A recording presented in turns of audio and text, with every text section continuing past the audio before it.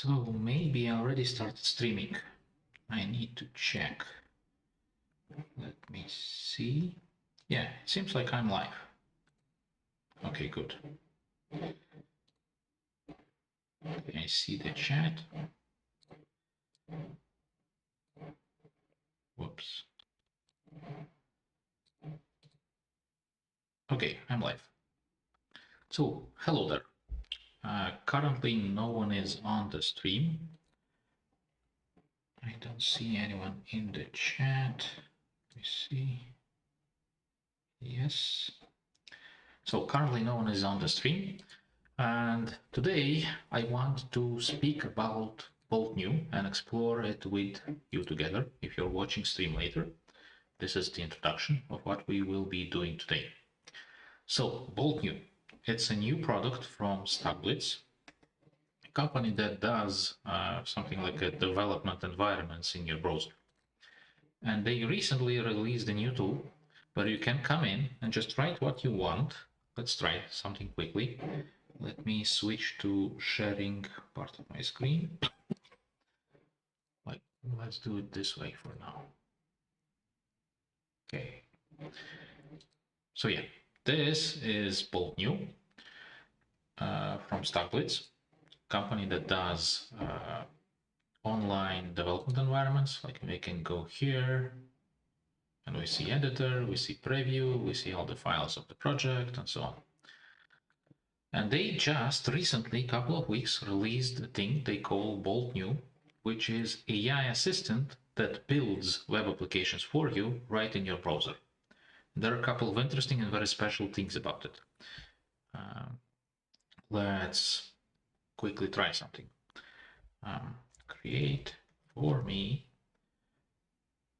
a fancy animated hello world full stack application that sends from server version of Node.js that backend is running on. So hello world, if you don't know, it's a classical way where it's a minimal application that shows how like some kind of technology or language or framework works. Let's ask it that and let's see what it does. So I ask it in English and it starts to think.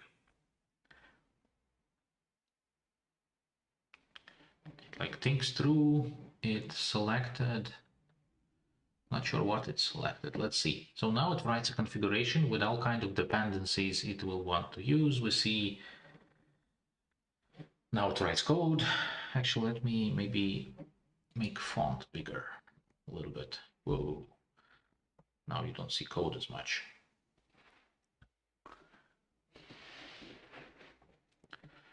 Okay, so it wrote a bunch of stuff and I don't think it works from first try. Let's try to refresh. I don't think it works. I see, cannot get. So when you see some problems, you can again ask it in just in English and it will try to fix. So I apologize for confusion, polite as always. Let's modify, run, install, develop. For now, I see nothing. Not the super best first example of how it works.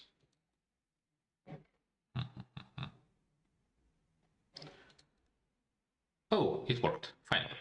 So we have, hello world, welcome to our fancy animated application. And there are some problems. Message symbol could not be cloned.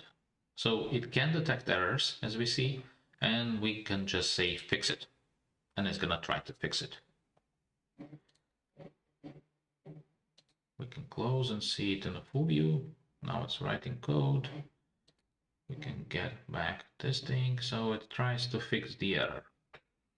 So there are a number of reasons why I'm excited about this product. I am following and playing and trying this kind of products for, I think, a year by now. Okay, error fetching node version. Does it see that there was error? Network error. Fetch something. Let's this. Okay, fix. And maybe. Yeah, so I am looking at this kind of products for a while. And I think the first one I ever heard about was Lazy AI, which does something similar. We can try to give it the same prompt and see how it does.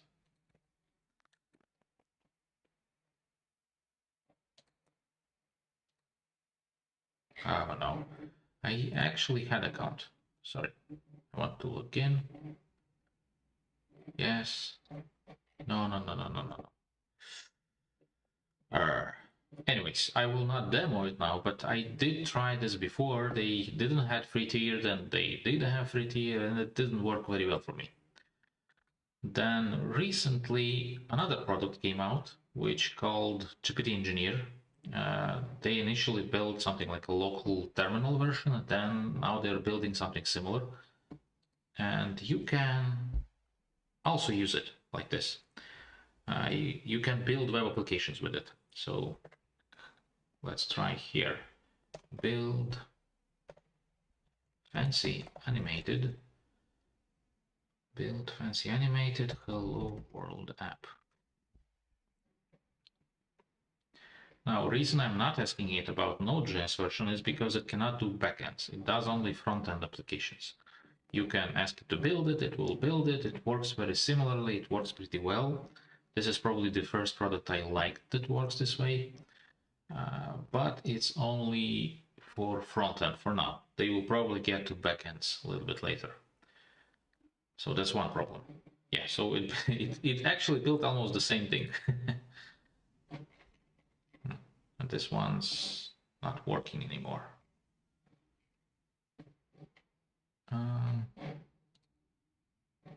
Or something.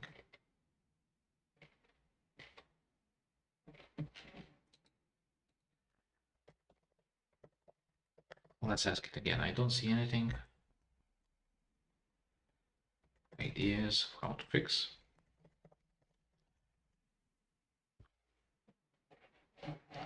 Oh, we have first person join. Hey, Sylvie.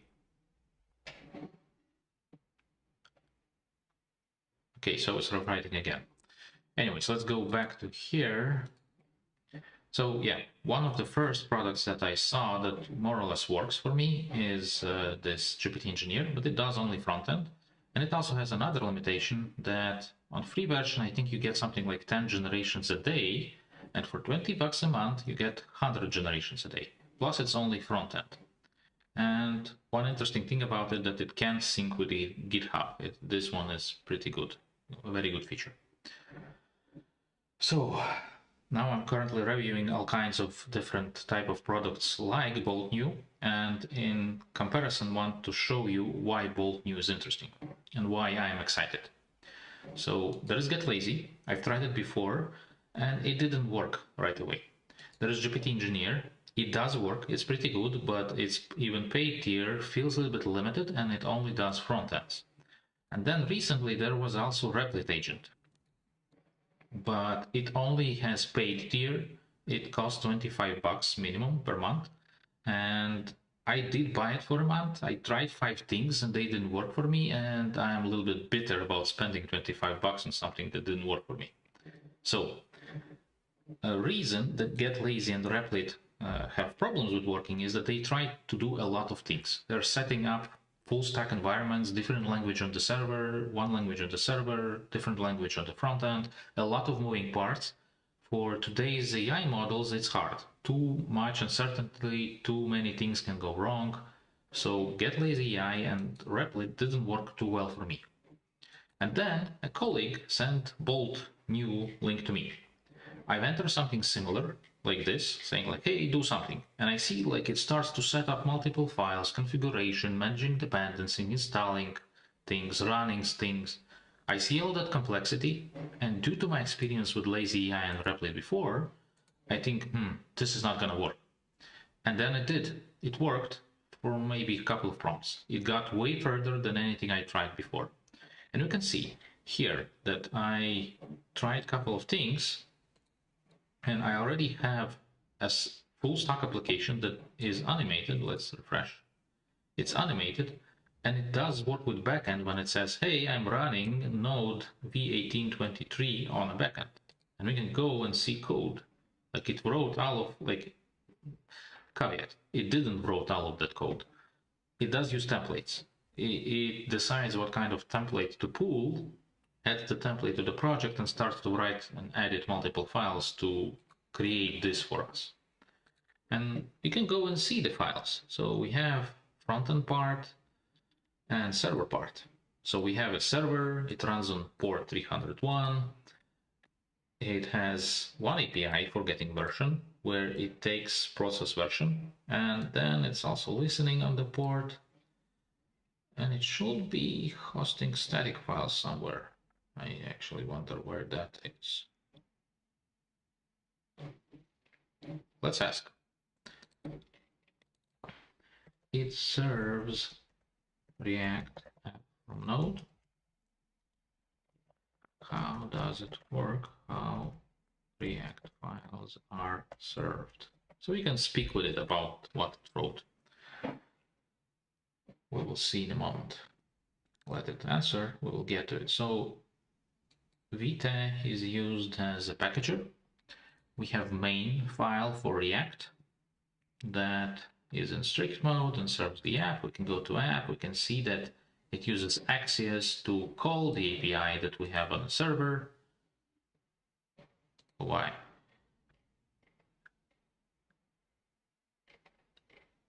Quite refreshed, but okay. So how does it work? So front end is served by Vite development server, so it's not served by Node.js. If we will be deploying, we will need to improve and fix that. And backend is Node.js, it runs on port 3001 and provides API. I see, so we have two ports. We have backend and we have dev server. Okay, so anyways, this is Bolt.New. Now let's speak about some other ways in which it compares to these things. So I did spoke before, so we have get lazy and replit. In them, you can develop with AI full stack application and deploy it. But it's a bit challenging. They don't work, at least for me, as good as Bolt is. And then we have GPT Engineer, which does only front end. In this sense, Bolt.New is more exciting for me because it works better than lazy and replit, and it does full stack in comparison to GPT Engineer.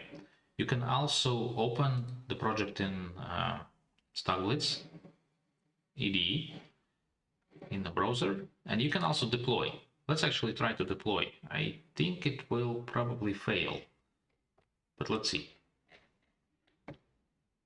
And you can see that I have 43,000 tokens remaining for today, because I'm on free tier for now. And something didn't work with deployment. So now it needs to fix how to deploy. It writes a deployment script to deploy to Netlify or Netlify.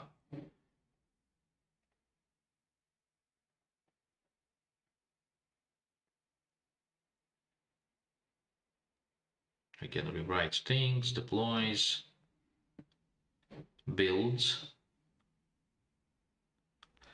and deploys.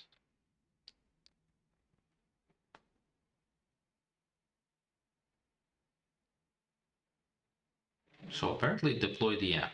I wonder if it's gonna work from what I saw before, and it also explains. Now it was deployed here in anonymous mode. If I want to claim it, I will need to claim it using this URL. Let's give it a try to see if it works. It works. And there was error fetching node version 2. So still some things to do. Anyways, and you can deploy. So far, just to say why I like what I like about Bolt. It does work better for me than lazy and replit. You can develop, you can deploy. It does full stack applications, which is better than GPT Engineer. And then there are a couple of other things. Firstly, pricing. So here we get something like 100 generations a day. Pricing for Bolt. Let's try to see the pricing. Subscription. So we have Pro subscription, which is 10 millions tokens for per what? I actually wonder, this is 10 million tokens per month. I could be wrong, but their subscription seems to be better than GPT's engineers in that sense. I could be wrong. That's not what we're going to be checking today. But another thing that is super exciting for me. So this thing works. It works pretty well. It can do a lot of interesting things. But what is super exciting for me is that it's open source. Because they open sourced at least part of it. You can go to GitHub, to StackBlitz, to Bolt.New, clone it. There is here is contributing and like working on it guide. What you need to do is you just clone it, run install. You will need to provide your Anthropic key. Anthropic is one of the companies that builds AI models, one of the best ones, competitor to OpenAI. They currently have one of the best coding models on Netlify. So this by default uses Anthropic only, no other options. So you provide a key and you can run it locally. There are a bunch of commands for this. And which means that you can check it out, you can build it locally, and it will like provide your own API key and use it for free, except for using AI models locally. And it's open source, which means that you can modify it, you can change it, you can add support for things that it misses.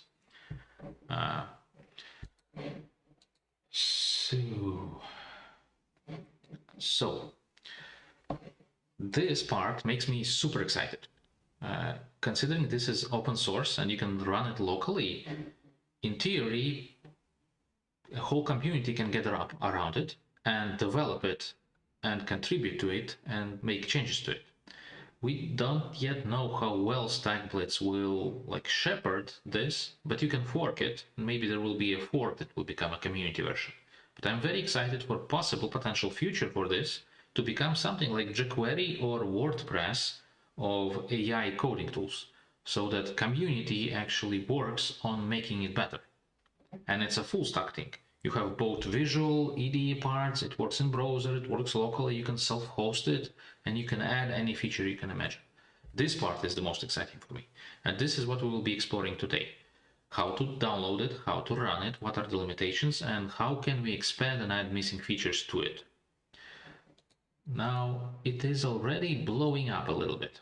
It already has something like 5,000 stars and 824 forks. And it has 359 issues and 6 pull requests. For now, I have not seen any pull request being accepted, though. So we'll see. From what I heard, StackBlitz is a little bit swamped by how much attention this repo got, and I think it deserves the attention. StackBlitz shared a very cool project here in open source so that community can contribute. Now, let's take quickly a look at forks. So we have a bunch of forks. One of them is this by Colem, Bolt.New LLM, and another one is OpenRouter Bolt.I Darknet. I did try both to allow you to start using other models, not only Anthropic's on Netlify, but also other models.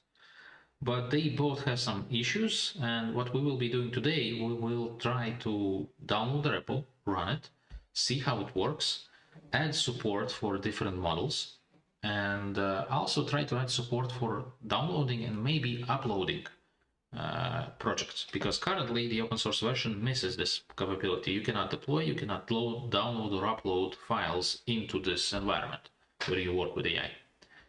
So let's get to that. This is what I want to do. I want to explore the repo, how it works, and add features that I missed to really start using it. Now, one interesting part also about adding OpenRouter has free models, so you will not need to pay anything to run them and use the tool.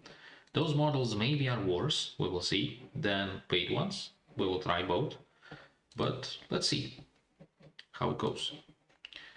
So maybe I will switch to something like a game streamer mode. Let's do this so there is a full screen for you to see better. Okay, so let's start trying. So what you need to do to run it locally is to copy this URL. I will then clone it. Give me a sec. So I will be checking out a new repo in my IDE of choice. We need, because I checked it out, we will call it 2. Actually, we will do it slightly differently. I will fork this first. I will call it, let it be wonder why Bolt.New. Okay, that's good enough. Let's fork it, and we will check out the version that is that I forked. Forking. So I have my fork, and now we're gonna clone it. Let's go again.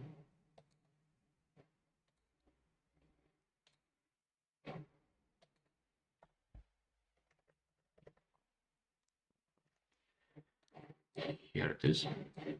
Whoop. Let's clone it.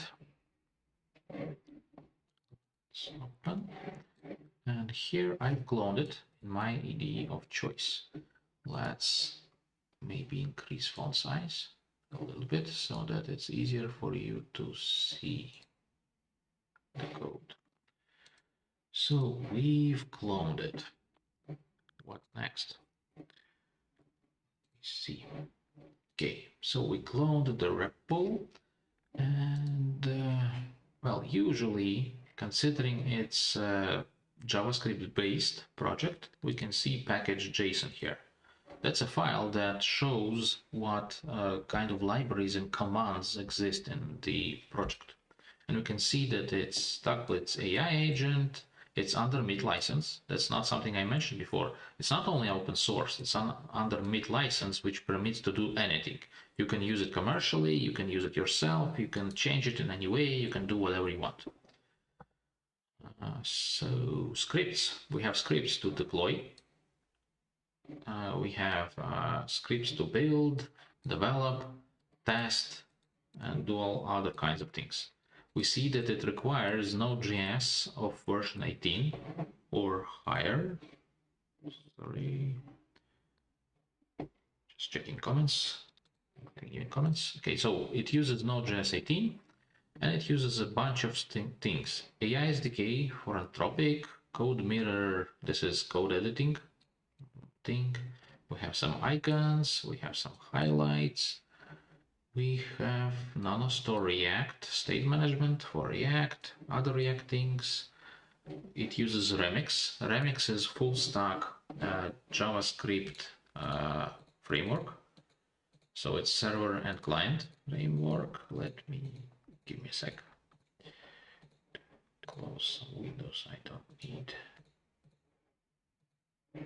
Yeah, so it uses Remix. I never used Remix.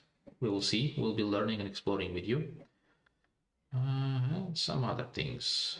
AI library. React. React is front-end, like reactive front-end application to make web application UIs. And a bunch of other stuff I don't know. Okay. So that's the project. And what we are mostly interested in is, and we can see it in contributing, that one of the first times we need to do is to do pnp install.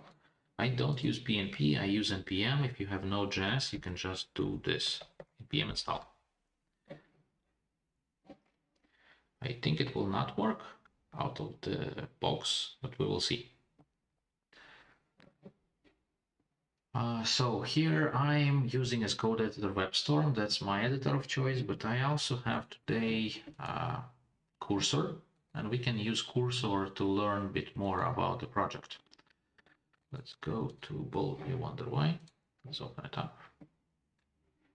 So this is Cursor. It's AI empowered, I guess, integrated developer environment. And in it, we have a thing called Composer. You can open it using Command I on Mac, and I don't currently know a shortcut for Windows, but probably it's Control I. So when you do this, it opens this kind of a command box, and you can ask AI to do things in it. But what we're gonna do is we're gonna go to Open Control Panel. This opens the same thing in a full screen. And there we can ask it like, hey, tell me, like, I want to speak about code base, use the whole code base. What is this code base? What does it do? How does it work? Okay. So here it's working. Let's see what's happening here. Okay, so it's installed everything. We can try to do now npm run dev. And something didn't work. Oh, right, I have another problem. Remember, it uses a node 18. By default, I have older one, need to change it, but npm use 18. Now I need to run install again because I changed node version. Oh, we have a couple of more people. Hello, GC. Someone spent, so you spent 4 hours and I spent 10 million tokens, a job that would have taken maybe a month or 2 without a break. The problem was when on Monday I went back to continue and it started to change. Huh. So can you share a little bit more what started to change? Okay, let's see what it said. So I asked in Cursor, like, hey, here's a code base. What does it do and how does it work? And it says this code base appears to be an application called Bolt, which is an AI-powered web development tool that allows users to create, edit, and deploy full-stack web applications directly in browser. Key features: AI-powered development, in-browser code editing, live preview applications, terminal emulations, file system management, package management, blah blah blah, chat interface, code editor, preview panel, terminal. It does something with file system and web containers. Yeah, it uses web containers. We will get to web containers. It's a mind-blowing thing. I haven't, to my shame, known about it before Bolt, but it's pretty curious thing for development in browser. So workbench, team, action, runner, state management. I think it got a pretty good overview of what this thing does. Let's ask it something. Does it use any AI? What models it uses? What library it uses? Let's start learning about this thing and how it works. Okay, so GC. Okay, so you had a project, you came back and it disappeared. Some of the work that was done disappeared.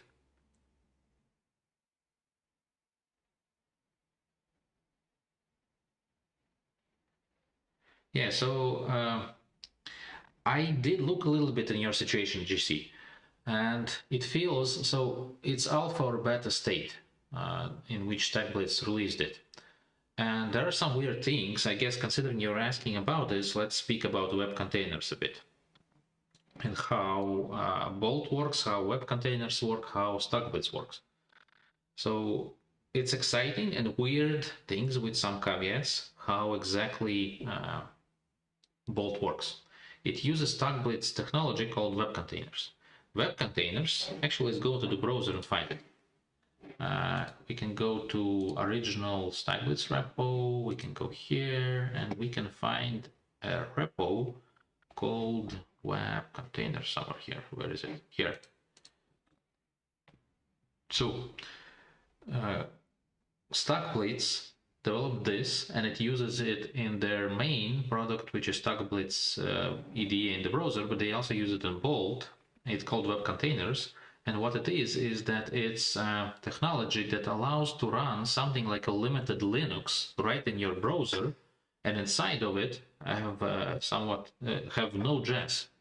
So when you use Bolt or StackBlitz, you're developing a full stack application that can have server, server components, install dependencies, run a server on a port, and also have front end and all other things. You have a full stack web application that contains server and front end, but it runs inside of your browser. There is no real server involved. Everything works locally, nothing is on the server, which is pretty cool because now you can have development environments that do not require servers. It's basically a web page. But on the other hand, you need then to provide the saving and loading yourself. And they do have the saving and loading, and I think they're kind of early, and it does lose work as far as I understand. This is partially what I will be trying to do today, because local version also saves and loads things. It doesn't work perfectly, and I want to export it.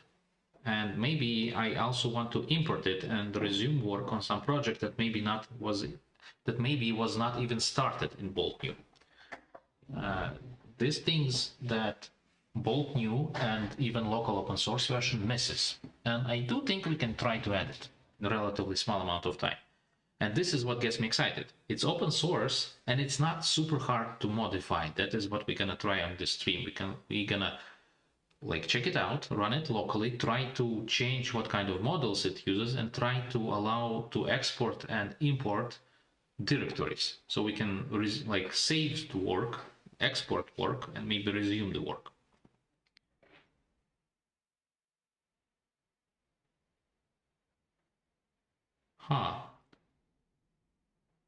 There is echo when I speak. That's interesting. I wonder if everyone has the problem and what I can do about it. Okay, what can I change? Echo, echo, echo.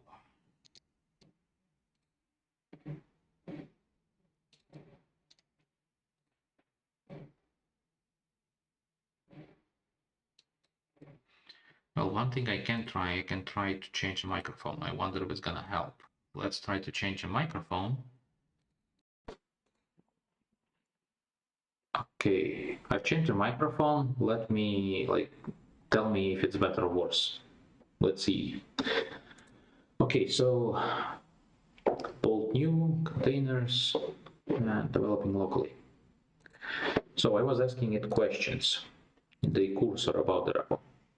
So based on code base, it appears that Bolt does indeed use AI, but its specific model and some implementations are not explicitly defined. So AI model, library, Universal API. Okay, so it's even worse. Okay, let's switch back to the model, to the microphone before. Echo, this is very weird. I wonder if it's just environmental.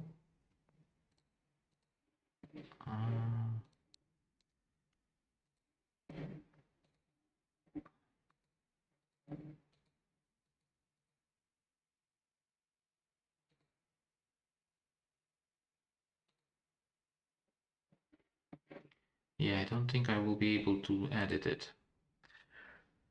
Anyways, we'll try to do with this microphone for now. Something to take a look again into. I don't know, challenging for me to set up my audio very well for this. Okay, so it uses Universal AI SDK. Right and left audio coming at different speed. That is weird. I do nothing about right and left audio, and it's single microphone. Okay, so prompt enhancement, it uses prompt enhancement. So it's there, it didn't find it on the first try. Oh wait, maybe I just didn't use codebase for this. Try to look again. Where are the calls, where model is defined, how API key is passed as to use Anthropic APIs.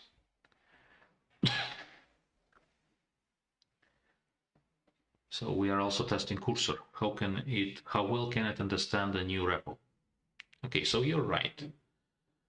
I should look more closely at API integration. So we have a file called server LLM API key TS that gets API keys from environmental variables. Then there is model that uses Anthropic SDK to get the model. And here we see what kind of model it uses. It uses Claude 3.5 Sonnet from, what is it, 2020, so June. Then it's used in stream text. It's used like this. And I did check before. What I kind of like about Bolt, it's written in a way where it's unopinionated about the model. We can pass different model here and it will work. I already tested that, and there I showed before there are a couple of repos that already also tried this in some different ways, but they broke something. Maybe something is not exactly how I prefer to do it, so we will try to do it today again. So, but basically to summarize, it uses Anthropic API, it uses AI libraries, and we can use other libraries to do the thing. And this is what we are gonna try to do today. And what we will be using is, I will try to switch from using Anthropic APIs to using OpenRouter. That's a very interesting thing. So OpenRouter is a single API where you can, through it, choose a lot of different models to work with. And we can see that, and it shows like what are the trending models. Currently, the trending models are Grok 2, GPT-4o, and Llama 3 to be like small Llama model from Meta. We can also see what are the most popular applications that use them today. And one of the most popular is Klein. It's another AI agent for coding. But oops, misclick. But there are a couple of other applications. So we will be trying to use that today to make this thing work locally with different kind of models, some of which are free. So let's go back to cursor for now, I guess. No, not the cursor. Let's go to here. Let's see. So I have installed it locally. Let's try again to run dev. So we are running it in a dev mode using Vite. It's running on port 5173. And when we go here, we will see this. So it says that Vite currently is not working on usual Chrome, and you need Chrome Canary to make it work with like in dev mode. There are two things you can do to make it work. First, you can install Canary. I have it installed, and probably this is what I will be using today. But that's not the only option. Let's try that and see if it works. So we go here and we see that something didn't work. That preprocessor dependency SAS embed is not found, that I need to run this. Let's do that. Let's close it. Let's run this. So there is dev dependency that was not installed when we run npm install, and without it, it doesn't work in dev mode, and we can run dev again. We can go to Chrome Canary, hit refreshed, and it's here. We see interface of Bolt, but it's running locally. And if we will try to ask it something, it's gonna fail. So let's try to ask it something. I don't know. Build for me a hello world app. HTML node. And it doesn't want to run.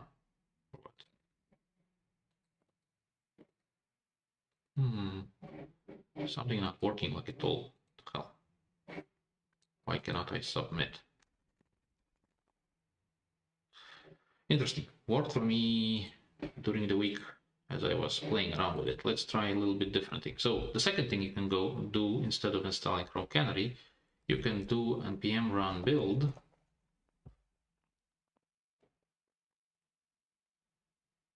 Let's give this a try and see how this works. And now let's do npm run start. That's two other commands. So it's starting and it failed. I didn't get why. Okay, and this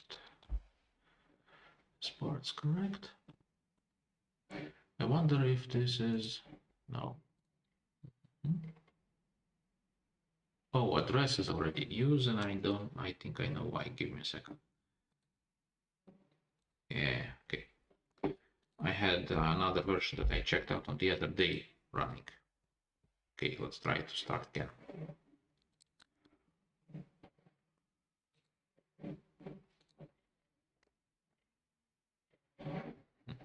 Okay, now it's running on port 8788. Let's try to open it. Here it is. So I wonder if it's gonna work here. Interesting. In dev mode, it doesn't show me the submit button. I wonder why. Well, I guess we'll be using this way, like build and start to work. Not sure why it's not working. But anyways, let's try to ask it again, like build for me hello world app with fancy animations using HTML and Node.js. And we get an error. We can go here and see why we get an error. An error is because we didn't pass API key to it. And it expects API key from Anthropic. I, for a couple of reasons, don't have an Anthropic API key. So we will immediately start by trying to refactor it to use OpenRouter API keys. And I did that before. For that, we need to go to app.lib. Was it server? Yeah, I think. That's what Cursor said to us before. And here we can see that there is this, which uses, this is used to get API key. Then we have a model file. This one is used to select the model. And then we have stream text. This place uses the model.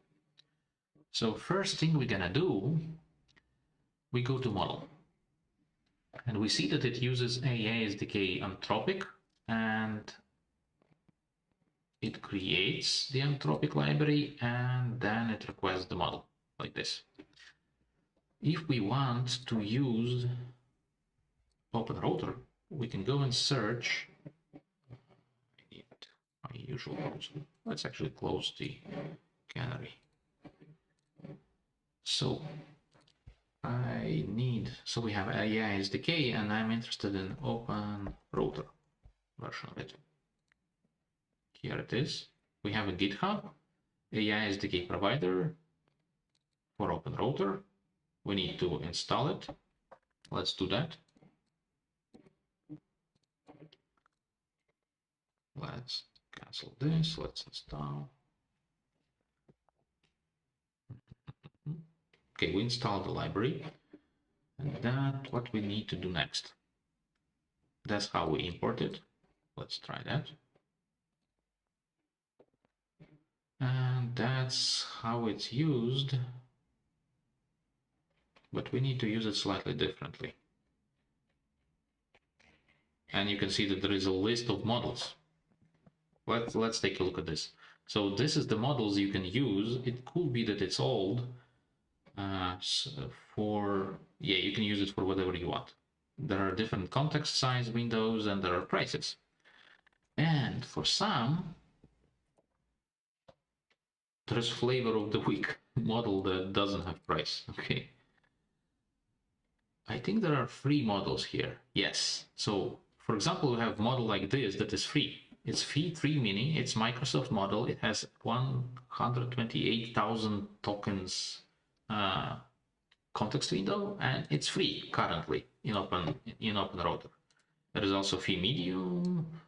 I know there are other models that are free, and I think there are some pretty good models from Meta for this. Yeah, here it's Meta Llama 3 8B Instruct. I think they have 405B, but it's not in the list. But it's also free currently on OpenRouter. And this is partially why I'm excited to give it a try. You can use Anthropic model through it. We will.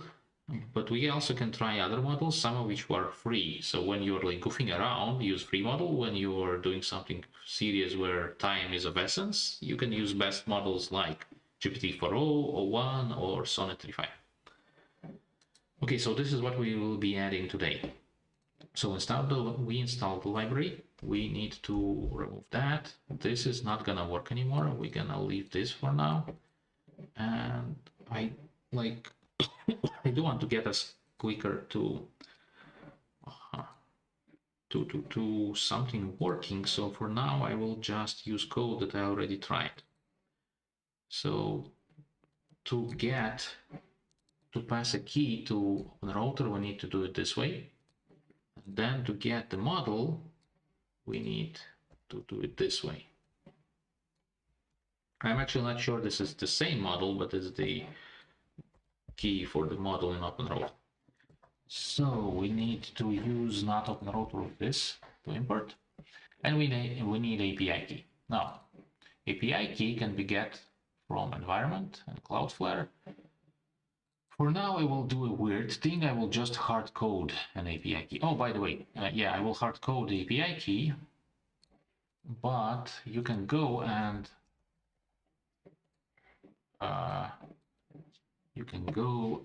register your own API key. Let's try to see how to do that. So I will go to OpenRouter. I'm gonna log out with my private account. Let's try to sign in. I will use another email that I have. And now I want to go keys. We can go to keys and we can create a key. We can call it, actually, let's try to use this key. So this is Bolt.New key. Here is a key. Let's put it here. No, I actually will leave my own key, but because I do have a little bit of credits, and we will for now start with using the same or approximately the same model that Bolt uses. But okay, so now we hard coded the key for now, and we set the same model as Bolt uses. Now let's try to again build the app.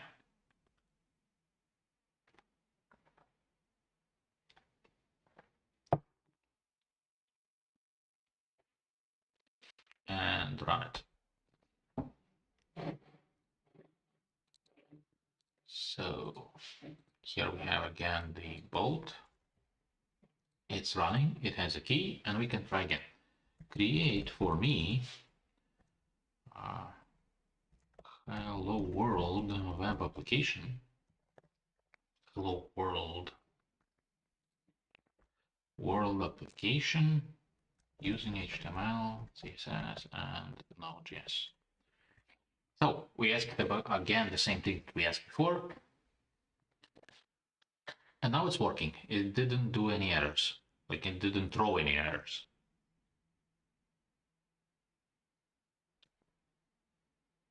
And it does its usual thing. It creates package JSON, it runs npm install, it adds things, and it's here. It's working. We have hello world application running locally. No servers, no exposure of local system to AI. It just works in a sandbox secure environment inside of the browser, the full thing, server and client. Let's ask the same thing we asked before. Add API to show Node.js to Node.js and call it from HTML and show Node.js version used by the server.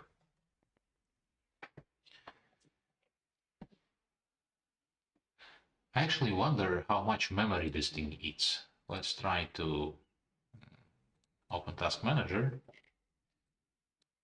and see what are the biggest browser tabs.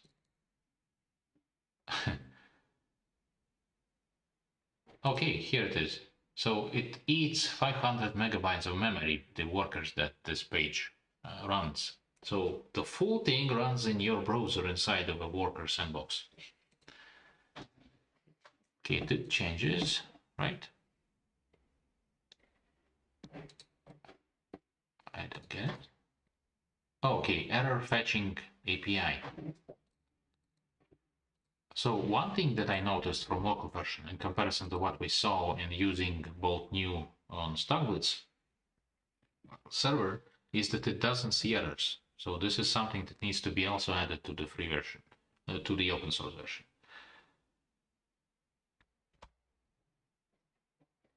Hello, good morning, John.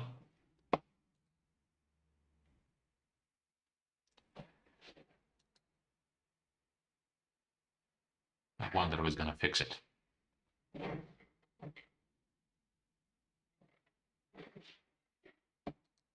Kate wrote something. And now I'm getting this.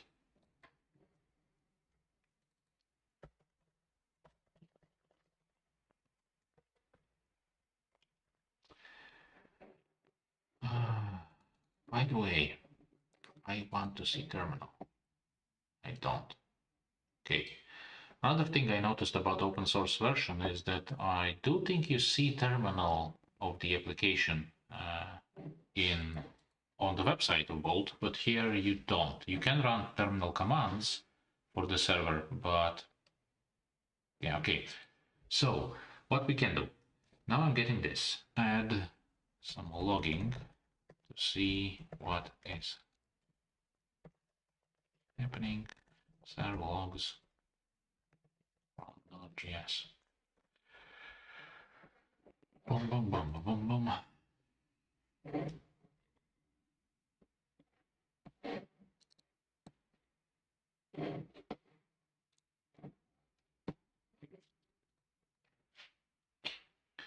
Okay, while it's working, we can start doing a couple of more things. So what I wanted to do today was not only just to allow to use OpenRouter for this kind of things, but so what did it do? View logs. Error fetching logs. Okay, it's failing in weird ways. Let's take a look at code quickly. So what we see, we have index. I think maybe I know what the hell is happening or not. There's script, index HTML, public, server. Is server actually running? Let's go to package.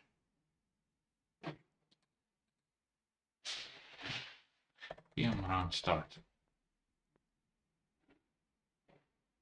What?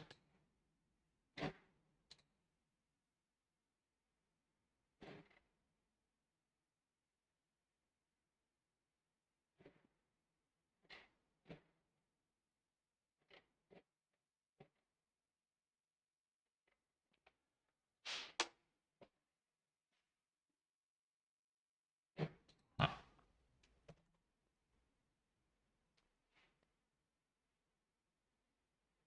So I'm curious. It is writing logs. Oh, okay. It's logs are in memory.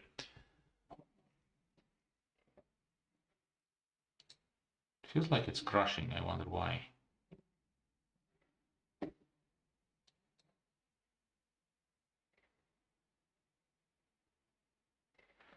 I think I can do it this way. So by the way, this is also an interesting feature. In something like GPT Engineer or most others, you cannot easily edit code. Here you can actually edit code. Spending time on something not super interesting, but console error E. And now let's try to run again. And I have no idea what the hell. Server is running, preview is not working, no logs, error fetching logs, whatever.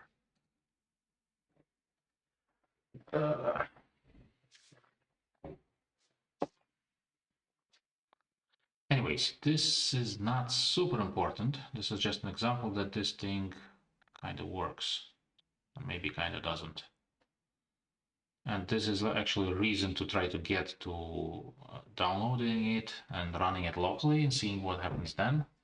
and later improving how well it detects and reports and works with errors, both in the running server and in running HTML client part.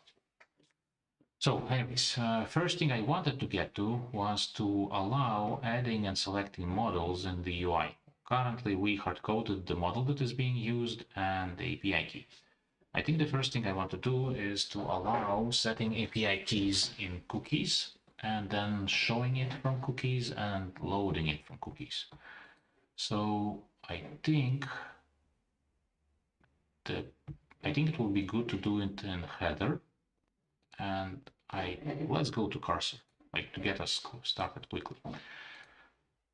So codebase, where is UI header? Can you add some hello world text to it so I see where to modify?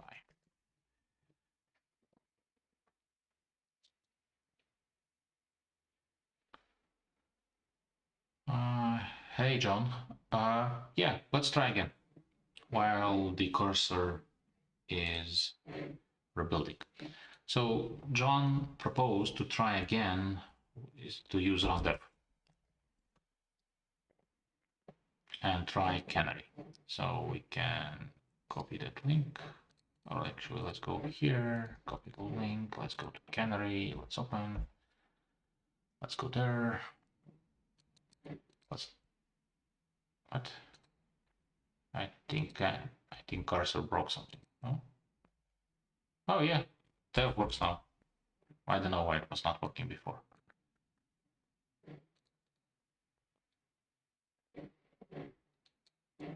Let's see what cursor did. So I think I need to accept changes. So it found some file and it proposes to add hello world in that file. Let's try. We accept the change.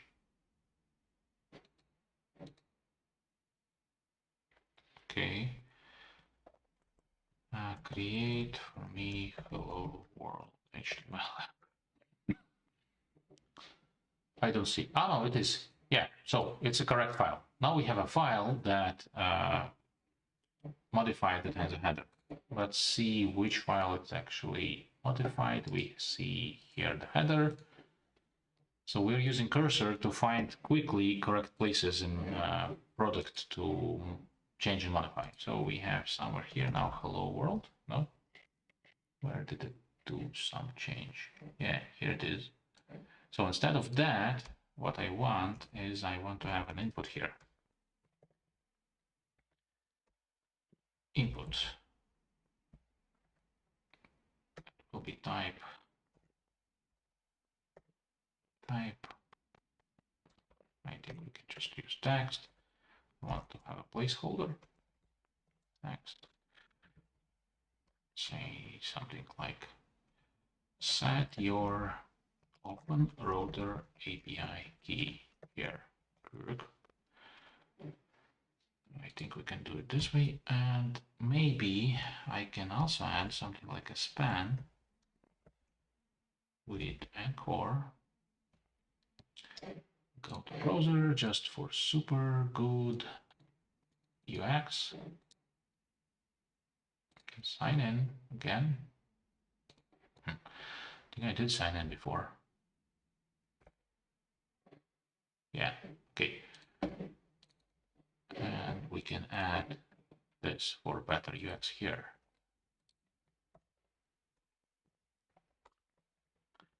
And here we can write get it here. So let's see. Oh my god, it looks bad. What? And it behaves weird. What? No, no, no. Oh, that's because when I click on header, something happens? Okay, it's a bold header. Okay, we put it in slightly wrong place. Let's slightly take it away. So this is a bold logo, right? Primary, and then we have chat description. What if we put it Yeah, we put it inside of the logo URL. That was probably the problem. Okay. Yeah, so now we have an input. It looks a bit weird. We have URL, it doesn't look right. But if we go there, we go to keys. Okay, I kind of dislike how it looks. Oh, so do we have, let's try to search for inputs inside of the app. In which folder are we? Here, so it's components. Are there any other inputs?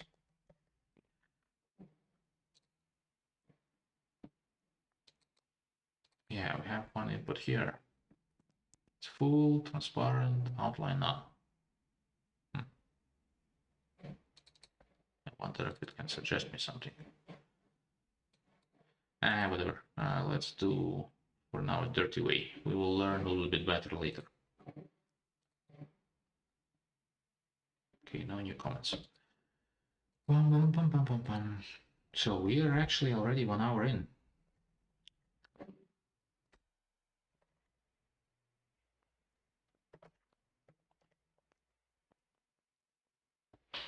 I think it needs to be like this. So I'm adding a style, so I don't know. 1 pixel solid gray. Let's see, canary. No, still not working. Yeah, anyways, I will take a look at this later. Wait, let's see if it even worked. Does it have a style? Can we use style as a string instead? What's gonna happen this way? So style.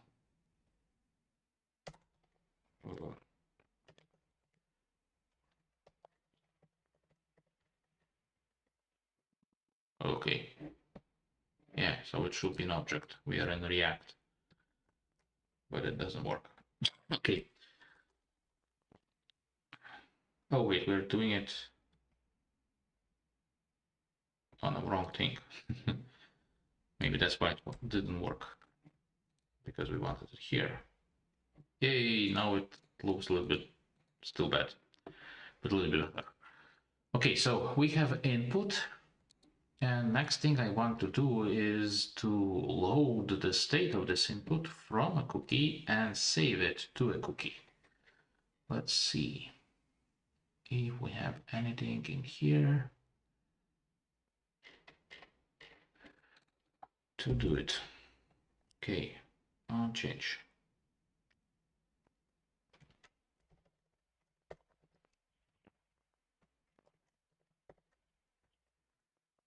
Change.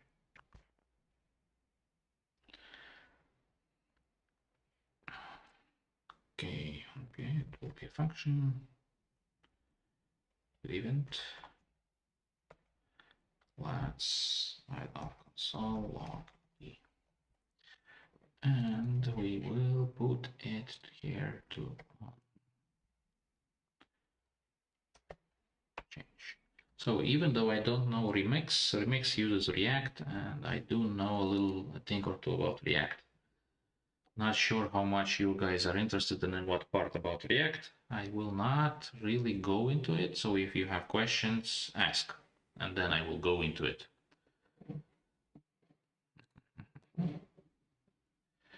Okay, let's see. I've added a change where if I change this thing, I need to be able to see changes, and I do. Here is the event. When I type, it creates this kind of events, and we can see that there was a change, and I think we can go into target. Oh, let's change it.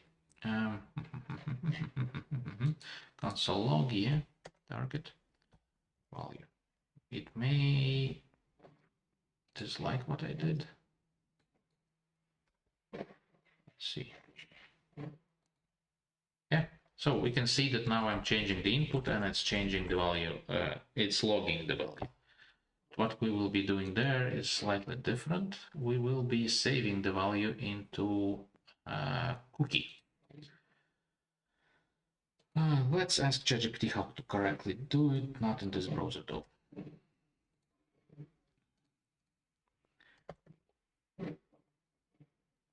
I need JavaScript code. So cookies.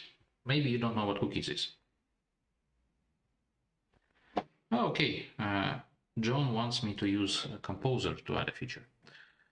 Okay, let's try to do that. I'm in Composer. We did accept that. We are in the chat. How do I continue the chat? Okay. Oh, that's the chat. Okay. Okay. So I need this header thing, right? Okay, so I need to tell it what file I want to work on, and I made changes. I added input and event to see how value of input changes. I want you to save value of the change into a cookie that server will see on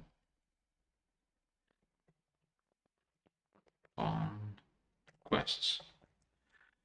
Name the cookie OpenRouter API key. Let's try to do that and see what it's gonna do.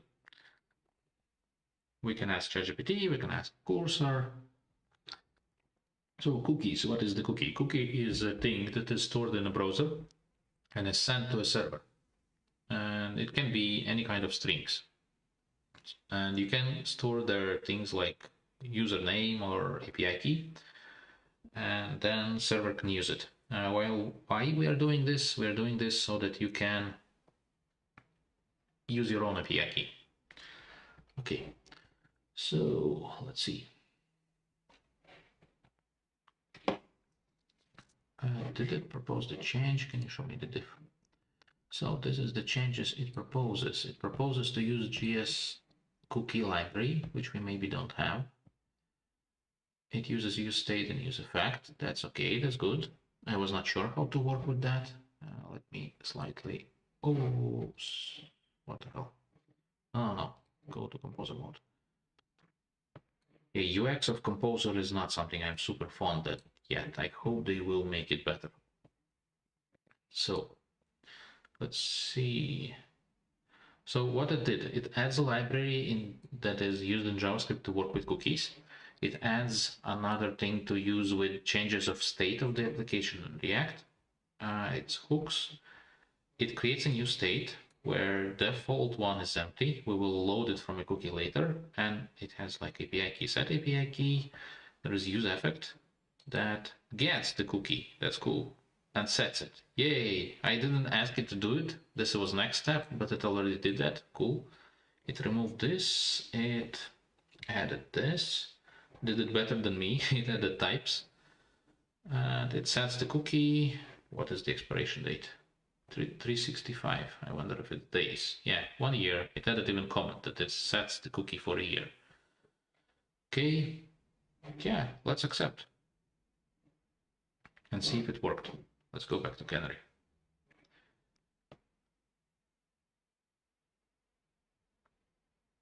Yeah, so we have internal server error because I think we are missing the library it wants. So yeah, it's actually now showing that cannot find module JS cookie or its corresponding type declaration. Fix in chat. Let's give it a try. Let's see how Composer works. We're testing both Composer and Bolt.New in this live stream. But it doesn't do anything. What? Just quick fix? I have no idea what it's doing.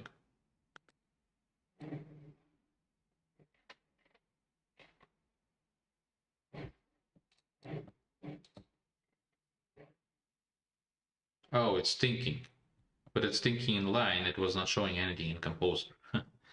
Yeah, Composer, yeah. Cursor is also kind of like a project that starts. What? You know what? I'm just gonna fix it myself. I'm not sure what the hell it's trying to do here. UX Composer. So yeah, Composer is a hip thing, but I'm not fully sold on UX yet. So what I want to do is I want to cancel this thing. Yeah, we'll probably still need to restart the build anyways. So I want to npm install just cookie. So Composer used the module, but it didn't install it. We installed it. Let's try to dev again.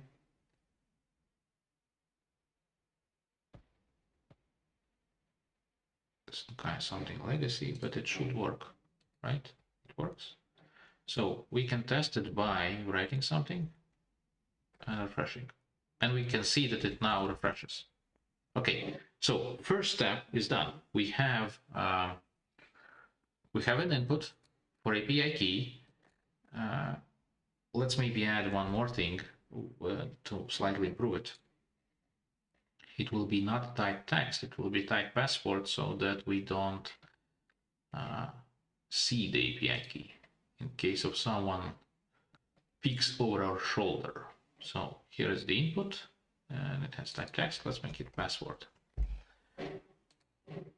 So now when I write something, it's hidden. And no, I don't want to save it. Maybe that's one of the... Actually, I wonder if... whatever, for now it's gonna do. And if I click, I go to a place where to get the key. Okay, good. So now we have a key. I can actually go and save the key I have there now. So we have a key. So now the next question is, how do we get this key to a place where it needs to be used? Because now it's on a front end, but we have a backend, we have a server, and server has stream texting. And let's find out. So the place we need the key is here. Currently, it's getting it from the environment. And we have stream text function. Let's see what is using it. And stream function is used here, where there is chat action. Let's see where chat action is used, and it's action. And this is something I don't exactly know about, how Remix works, because this is the backend of the Remix. I never used it. Let's try to use cursor again. So I'm interested in, well, let's pretend that I know nothing. Let's ask it code base. I want now to see if server is getting the cookie.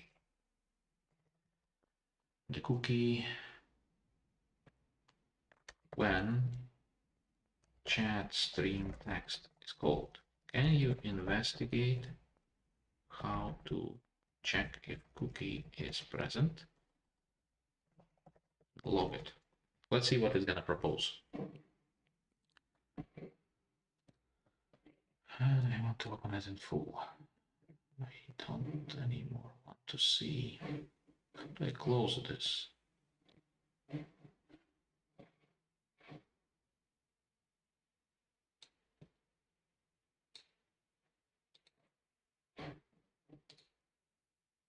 Okay.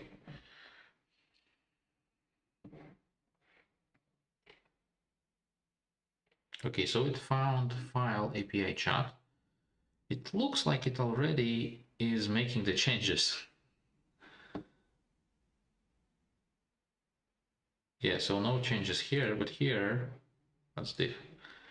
So I don't like diff.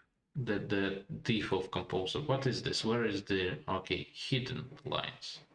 I want to see whole file. I want to, so that it's in context. Okay, so here we have a full file where we have chat action, and then we go to request headers get cookie, then we get OpenRouter Open API key, and it actually matches it. I wonder how well that's gonna work. And then it logs it. And now we have API key, and then it made another change where it is passing API key to a stream texting. Okay, and then we go I like this. Let's accept. Now we go here. This is stream text, where now it has additional parameter that may not be present, API key, and then it uses it, or it goes to its usual route of adding or getting it from environment variables. Yes, I like that as well. And we didn't need to do any changes here. Now what I want is I want to go here where I have it running. It did reload these things, and I'm curious if we can debug somehow. Like what I liked about build and start was that I could go and debug this thing. I wonder if we can. Let's go and see if anything is exposed, and it's not. So let's again ask. So one way I saw that we can debug a server before that I can show you when it comes to this is that we can do npm run build, not use dev one. But I'm curious how we can debug server when we are doing dev. We will try to figure that out as well. Let's build. It's building. Now let's do start. And when we do it this way, we see ability to open DevTools. So we can open it in browser with B, and we can open DevTools with D. It now opens DevTools for the server. Now we go here, we say something like, oh yeah, let's again set the key.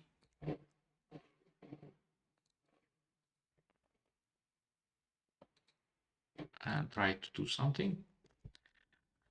We can even place a debug here. Let's try. So what I want to find a place in code that is related to streaming. Let's try to find.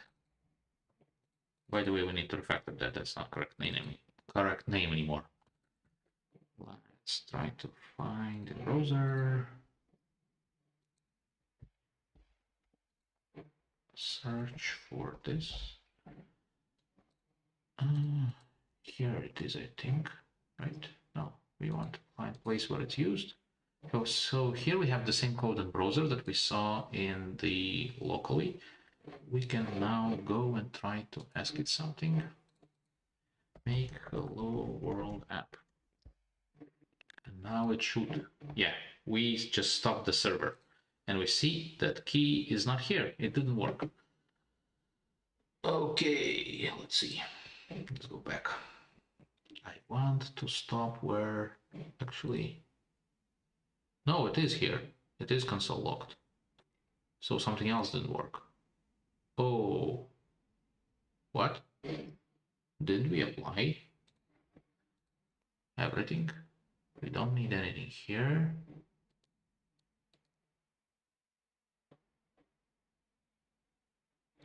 What the hell? Let's go to here and see.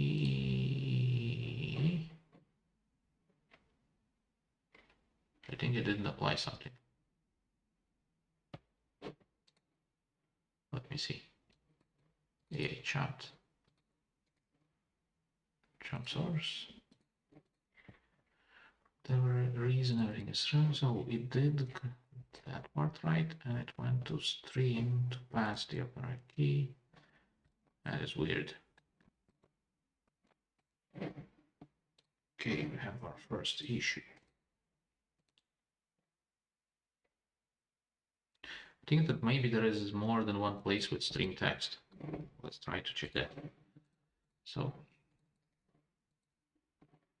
how many places are there that use stream text? We have one here, we have another here. Okay, we have one here that doesn't use the key and should. Okay, so cursor didn't add it to all the places. Curious. Let's try again. So, yeah, we saw that it kind of works, but yeah. No. So let's build again.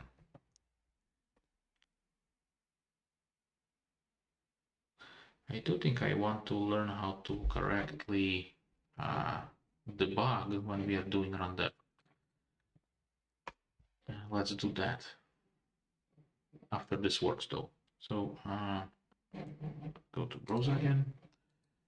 So it's disconnected. Whoa, I closed it. We have this here, the key is there. We will need to fix that. So it's not password, but it should be hidden. Okay. And I wanted to open that too. So we ask for, wait, it's a chat history. Yeah, we will be fixing that. Create hello world HTML app. Let's go here. We have stopped, and API key is here. Hooray! It should now work, but it now uses API key that is not on the server but is set here, and it worked. Okay, so I think with this we did the first part, where now we use OpenRouter and we use API key that is set in UI, not on the server, not hard-coded, not an environment. The user can come with his own API key, which he can get here. Okay, so I need to start tracking something like some kind of a task list. Let's find some kind of like online task editor.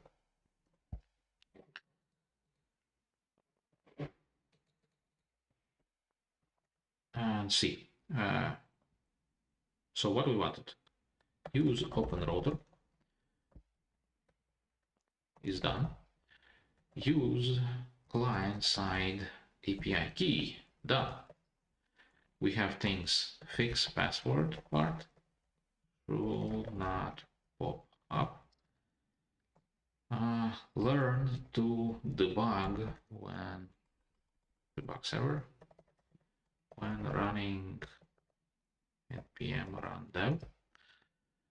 What else we want to do today? Add model selector.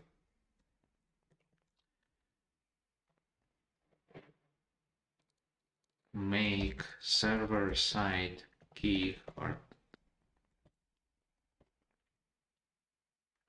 use only free models. And yeah, download projects. This is what I want to do today. We are 1 hour 20 minutes in. Let's see how far we can get with all of this. For now, I want to try to do these two things. So I want to quickly ask ChatGPT. I used password type for input. Now browser prompts to save password, but I wanted, actually it's burning of credits for whatever the reason. HTML input types. We don't need to ask. So we have password and hidden. We needed to use hidden, my mistake. Let's try to do that. We go to header, we go here, we do hidden. Let's also run it again in dev mode.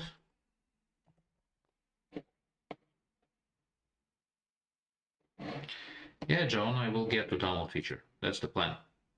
I do want to have a, I don't know, I guess we could start there and get to model selector later. I think download is more important feature. Yeah, let's switch the order.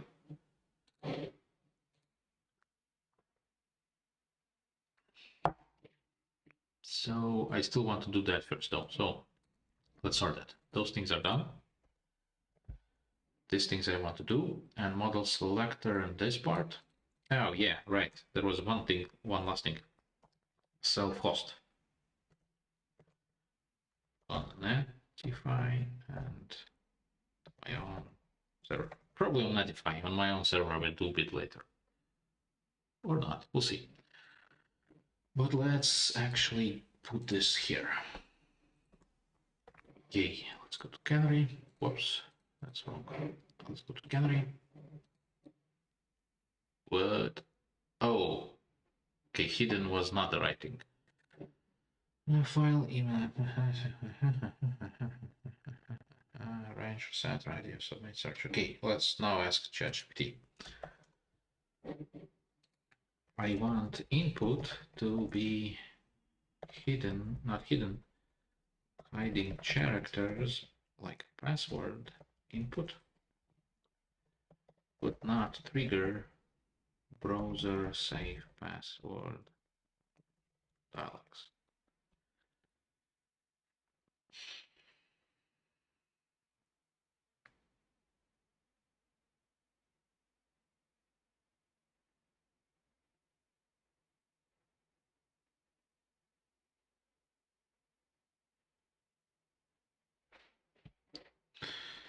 So it proposes to mask it with CSS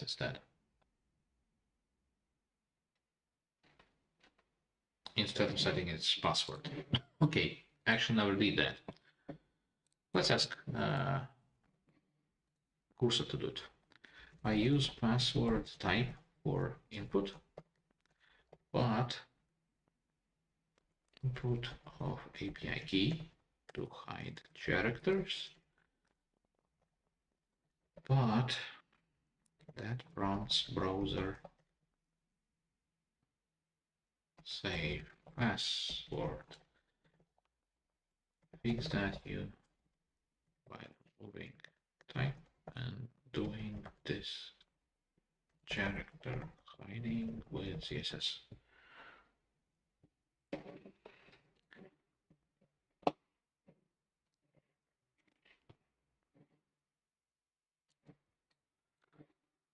And next thing, then we will try to take a look and learn how to do saving and loading of projects. I think saving feels like loading will also be important, but it could be that loading will be more like harder to do, but we will see. So it makes changes to header now. And yeah, it did what? It made the text and it did that. Okay, accept. Oh.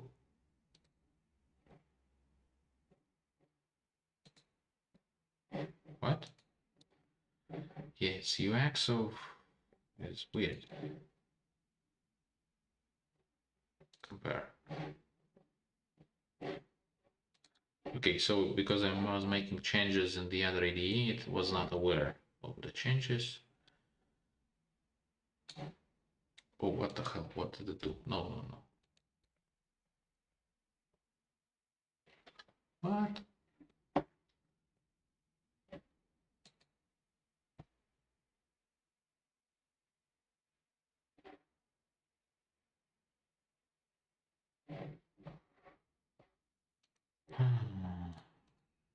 Can you accept this?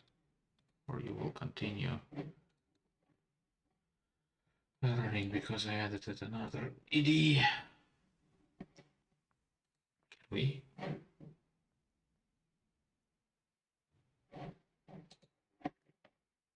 Okay, so what did it do? Okay, let's accept.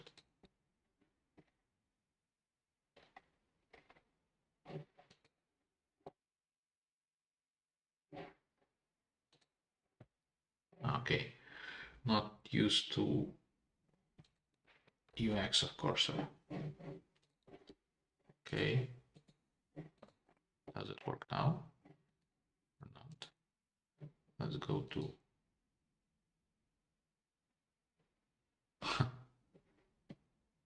yeah, considering I entered the chat, it's like restarting things, but it works.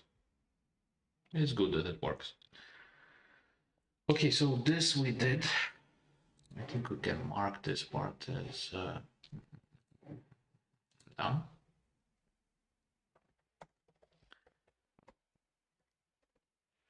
And let's learn to debug. So let's see again the project.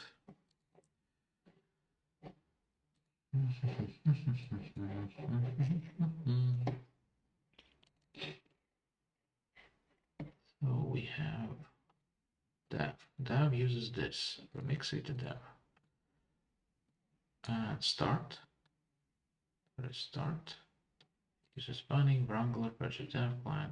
Okay, so this does something more complex. Okay, let's just try to ask.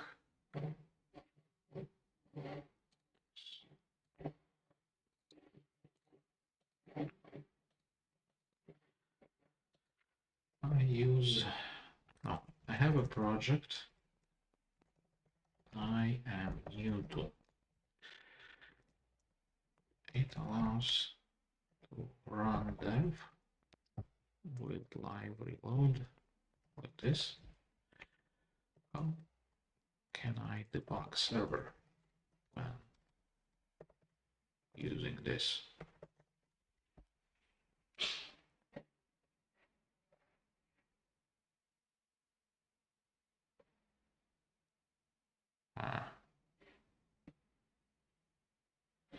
Was saying something about, let's go again here, dev. There's some errors, by the way. Oh, it doesn't like WebKit text security. But it's warning, it's not an error. Okay, network use host to expose, press session to enter show help. What?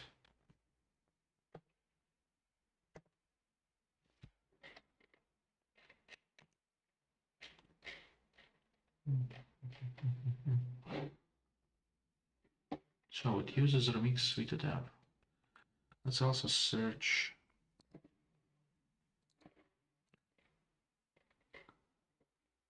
No.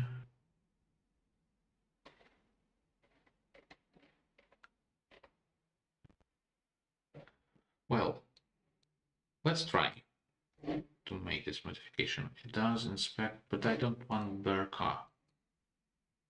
Actually, let's do this. I know what I'm gonna do. Let's call it dev inspect. And I don't gonna do break.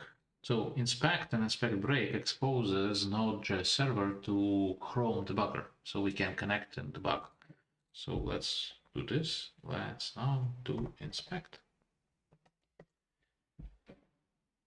And it's running. I think it worked. So if we go here, the server is working. And if we go to debugger, we should see, yes, Node.js, this thingy that allows to launch Node.js debugger, and we are there. All right, so it's console. I don't see messages because, yep, you can now see that we see the same thing in console as we were seeing in dev environment in terminal. Okay, this is also done. Actually, I think we do have a first version to push, right? Let me say that and do change list. Added support for calling router models using client provided API key. Okay, first thing done. Push.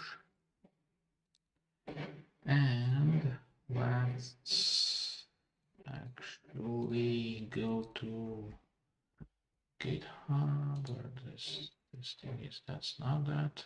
Where is mine? No. Okay, whatever. Let's go to my file.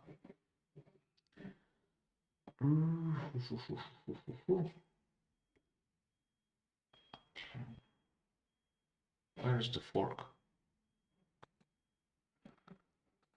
Repos. Oh, Bolt.New. Here it is. So this is my fork of Bolt.New. We can see that there was a new comment just now that added support for calling API OpenRouter models using client key. So if you want to try this version, here is the link. I will add it to chat. Okay, chat. So you can check it out and try it yourself. Okay, so let's try to explore how to download projects then. I did take a look a little bit, and the two things that come to my mind are, first, it uses web containers. Web container is a thing with file system. It's kind of like a Linux.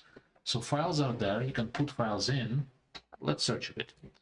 So StackBlitz web containers documentation. So this is web containers, it's documentation. I do think there was a website for documentation. API reference. So this is web containers. This is what used by Bolt to run Fullstack environment locally in the browser, in WebAssembly, in this kind of like a sandbox. And it has a quick start of how to work with it. You install it, you run a container, you boot it. You can run commands in it, like npm install, and it will install things. And you can work with file system. But this part is only about creating files, I think. So, yeah, mental model. So what is snapshot?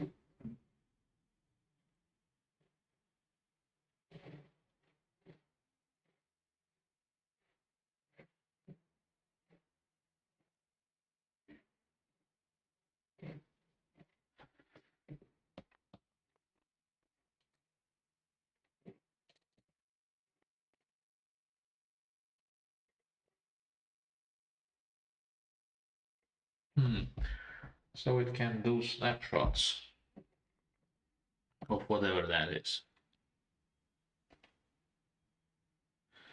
But file system has operations like read file, read directory, write file, make a directory, and remove things.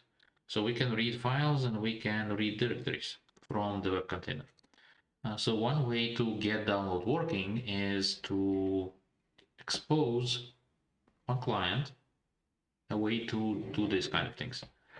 But there is also another thing, and for that I want to again use cursor, or actually we don't even need cursor. So another thing is that how do I investigate these projects, this kind of things that are new? One thing that you can notice is that when I come to this local version and open the sidebar, I can see my old chats, which means that they are persisted somehow, and they are not persisted, probably at least, they are not persisted inside a web container. So there is some way in which we are saving chats, and if we go to chat, we see that it is saving, not only saving, it does have a file in there. So they are already stored somewhere, which means that we can try to find out where is it stored, and maybe then we can download that. And I did ask cursor before in the stream, and I did check myself before that the way it does that is it uses IndexedDB, I think. Oh, wait, somewhere. Weird, not finding now. I remember I asked cursor about that.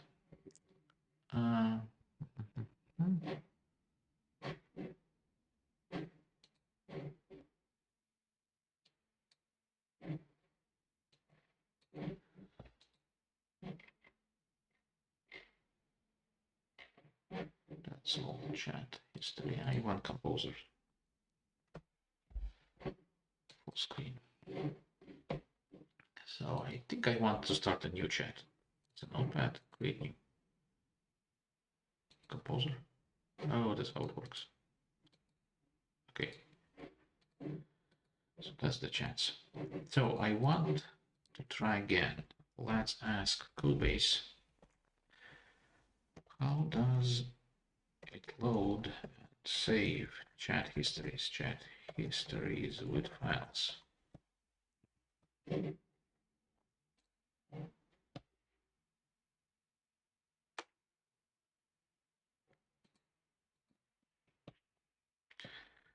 So John Galt in the stream asking why can't we just give documentation to ChatGPT and ask how to download?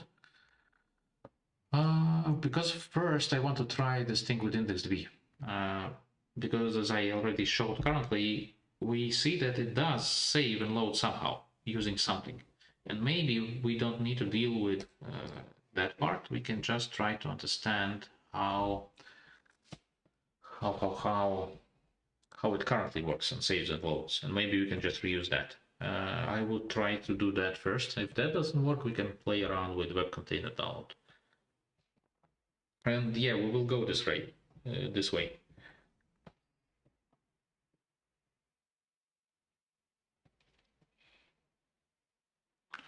So the chat history with files is loaded and saved using IndexedDB through a custom persistence layer. Here is an overview of how it works. Database initialization. This function initializes, what is it doing? Just showing me things as if I need to accept them. Again, a little bit weird. I just asked it about questions and now it asks me to accept multiple file things. So, okay, so there is a chat client that somehow uses chat history. Here is it imported. Here it's using it. Ready, initial messages, store, message history. It has probably a way to save, which is passed somewhere. But anyways, we have a client. I would probably debug this a little bit. In my case, I'm trying to understand how exactly that part works. Okay, so let's read first what cursor did. So this hook loads the chat history when the component mounts using getMessages function to retrieve stored messages from IndexedDB. Saving chat history. The store history message history function is called to save the current chat message to IndexedDB. Storing messages. The function stores the chat messages along with metadata in IndexedDB. Integration with chat component. Chat client. What about files?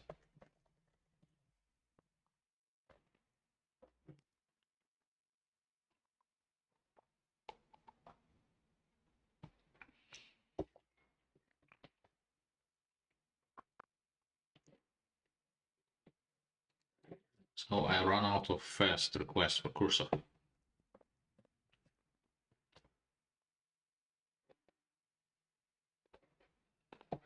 While it does that, I want to see the B part. So it creates indexes for ID, URL ID, key path chats, create objects for chats. So get all. Okay, so there is set messages. What? Go. Okay, let's read what it said. So I apologize for confusion. You're right to ask about files as I didn't blah blah blah. File modifications are tracked in Workbench store. When sending a message, if there are file modifications, they are converted to HTML and appended to the user's message.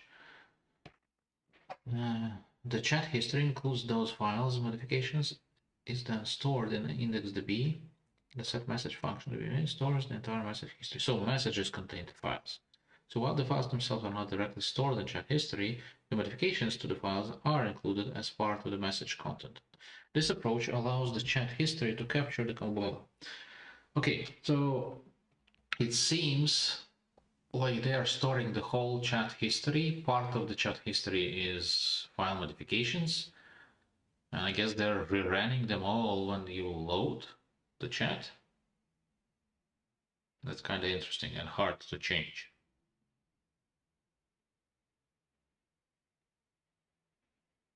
I do still want to try to dig a little bit deeper into what exactly is stored.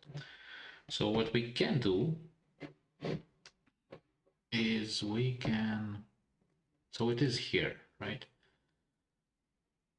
Get all messages, reads chat history, transactions, returns chat history item. We can see what is chat history item. Why is it not working?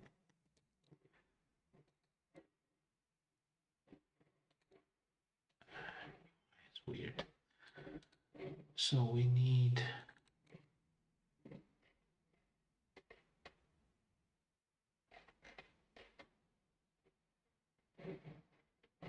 DB. It uses chat history item. Chat history item consists of ID, URL ID, description, messages, and timestamp. And that's chat history item. Okay, so message. Now we are where? What is this?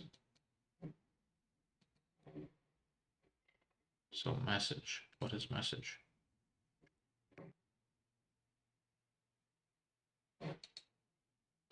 Okay. Message. Let's say AI messages. It's storing our original AI messages. Oh boy, that's actually gonna be hard to do loading in that sense, I wonder.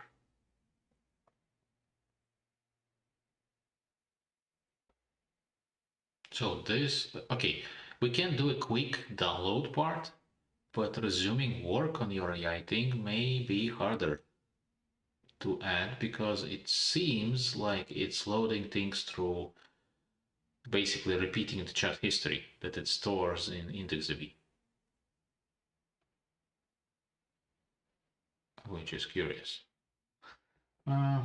Okay, what I'm also interested is how these things are applied and changed. Okay, let's go back to Composer. I want to dig out a couple of other things. How are file changes applied to web container contents? Let's ask one more question.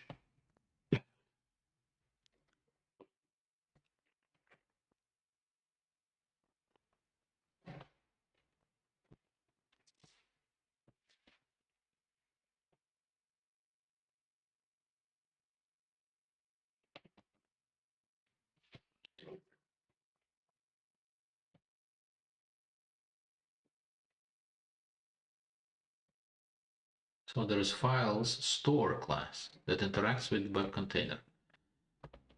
When file is saved, the save file method is called. This method writes new content to the web container file system, updates the internal file store with new content, keeps track of modified files and modified files. Oh, this is interesting.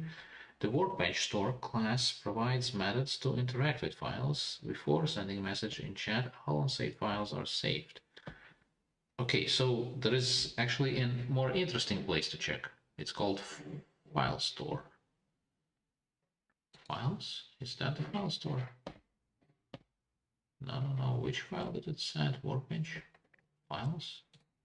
Yeah, apparently this is the thing. Okay, this is interesting. Okay, there is file, okay, folder. There is file map. Okay, this is what we are interested in, right? There are files. There is size. Get file from path, hit file modifications, reset file modifications, save file. Save file probably saves it into the web container. There is init. And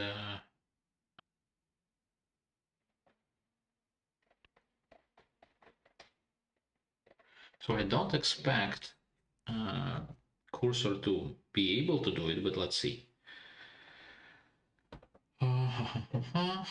So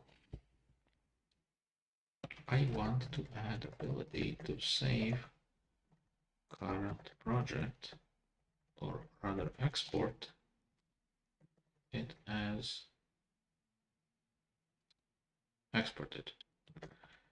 It could be done as a zip or with directory picker. Probably zip will be better. Okay, could be done as a zip. Let's see what it's gonna do. I don't exactly expect it to work, but we already committed, so if something breaks, then Actually, maybe we need to commit but latest changes. Do we have some changes? No? Okay.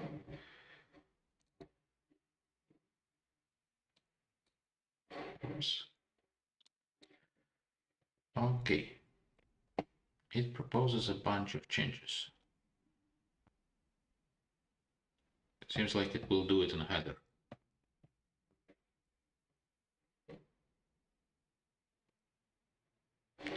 Let's see. So it proposes, first let's add a new method to the workbench store. Yes. Okay. Workbench, where the hell is it?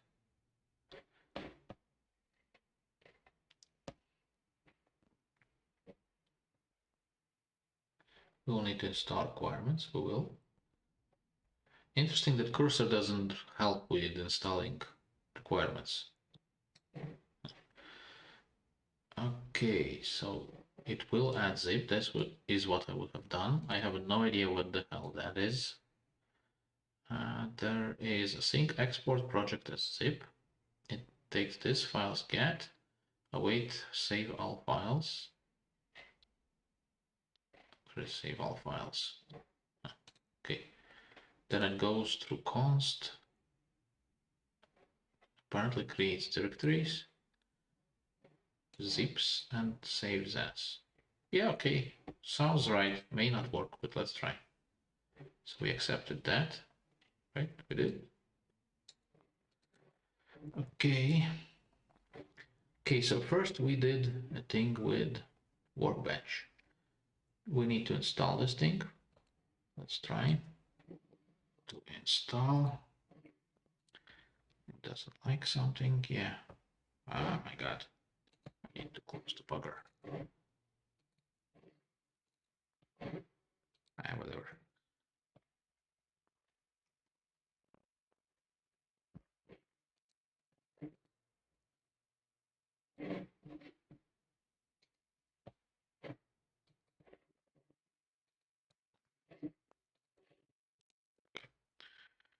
So we need to install new dependencies.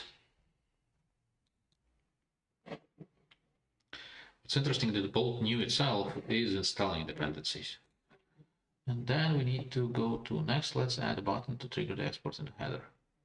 Yeah, okay, let's go. So, what? Oh my god, that's kind of a scary big rewrite. Okay, let's try.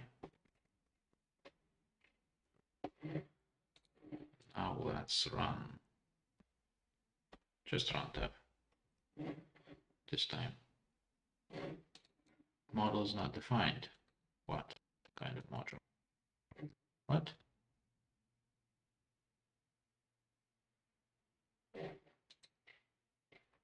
Okay, there is more than just that.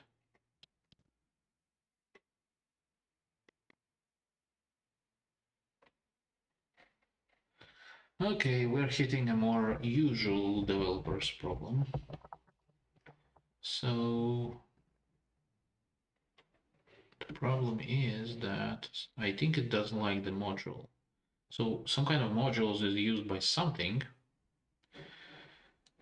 Let's ask cursor what it thinks. But basically, to explain what's happening, one of the modules that the cursor tried to use doesn't work in the environment in which we are working. So we are using Vita to build things. There is Node.js involved, there is client involved, and we are using, it seems, a new way to, like modern way to import modules and work with modules, while one of the packages actually was old. And it proposes to fix it by changes to how Vita works. Okay, let's give that a try. That's scary. Wait, where did it do that? What is the file? What's the path? Oh boy. That's a scary amount of changes to a scary part of the project that can break everything. But we are with Git, so we can roll back.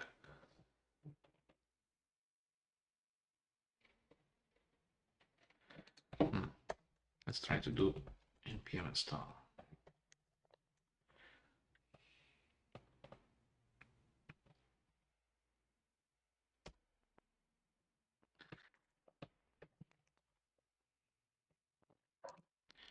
Okay, let's try to give that. Yeah, I was expecting cursor to fail here, honestly. But let's give it another try. Yeah, AI is not super smart. The more complex things get, like now it needs to fix things around how projects are built. Different kinds of environments, different kinds of modules, and it's kind of challenging. I expect it to fail. Not completely fail, maybe over iterations it will get to working, but we'll see. Maybe we will be forced to revert whatever is it that we are doing now.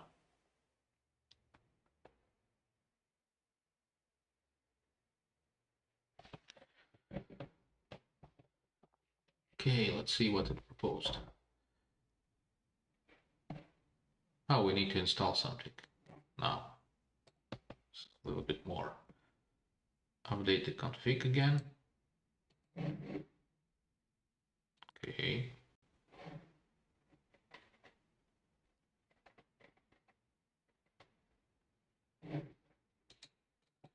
The UX of cursor is weird. I accepted it, but I still can accept it after I accepted it. Okay. Yeah, we need to install again the libraries. Whoa.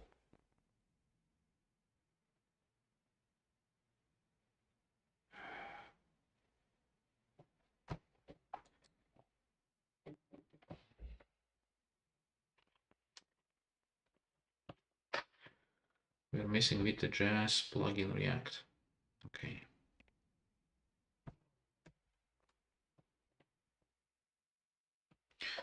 By the way, one more missing thing for this is how do I copy this thing? Like there is no button to copy. I need to like select it. Considering it cannot install modules itself, which is they need to add that feature. So something else didn't work now.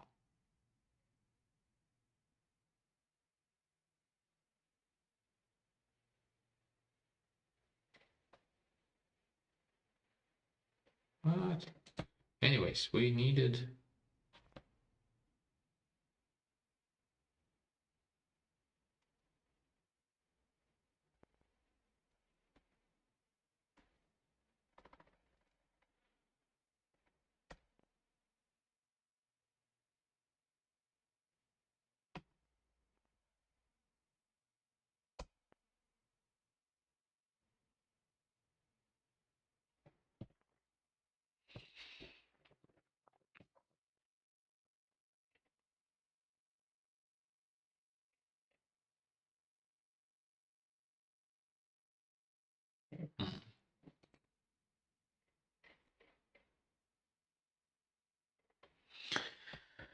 okay, so we tried cursor. I think I'm getting enough of this and I want to revert a bit.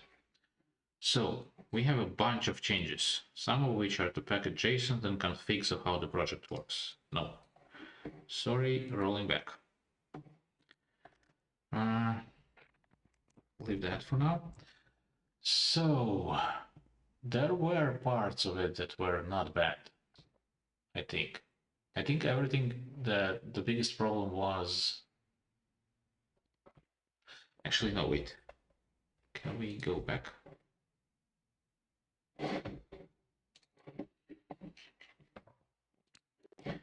Let's start anew. So I now need to understand where the problem is. We had a problem with the module. That is not one that we installed, it was dependency of one of the modules that we installed. And I do think we need, we can go again through changes we were making. Files? No. Chat client. history. So it had not a bad ideas, in my view.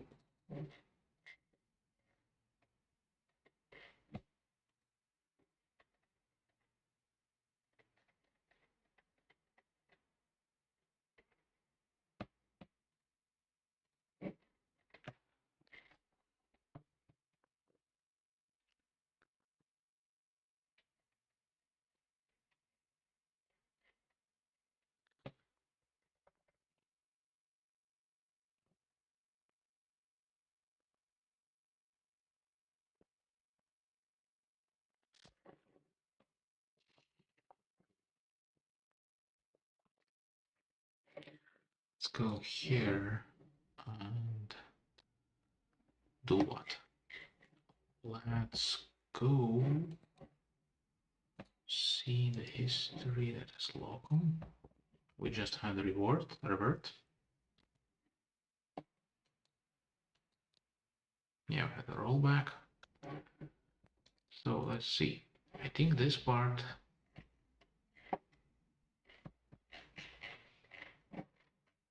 it had some large changes here,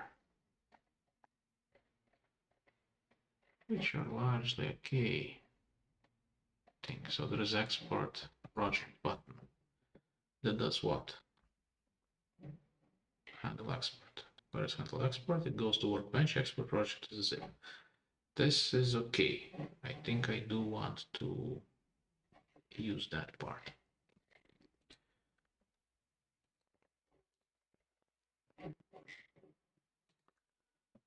Okay, workbench.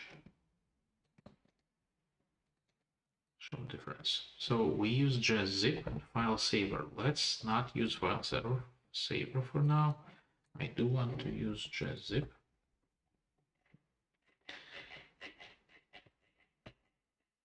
And then there is this.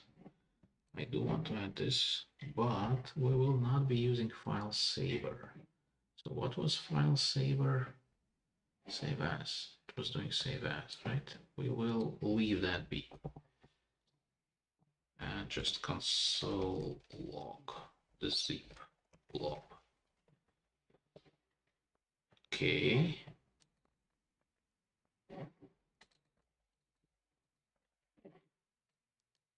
What else? So workbench changed, and these things will not be changing, and we will again do npm install, but we will only npm install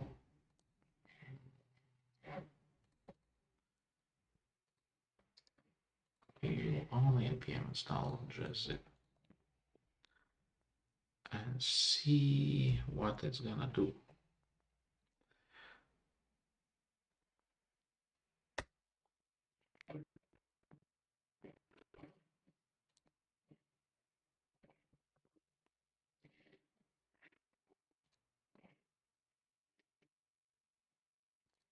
And now run dev.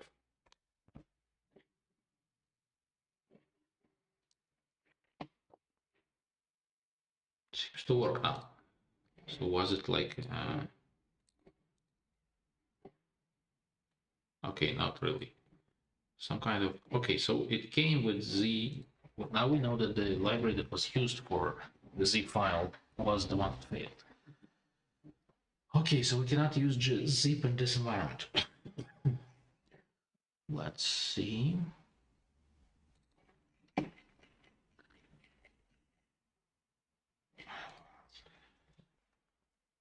Okay.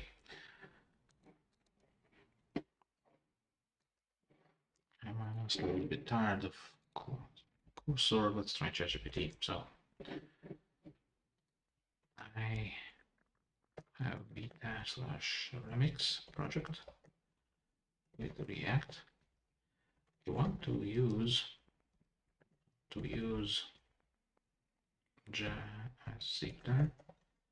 Here is function,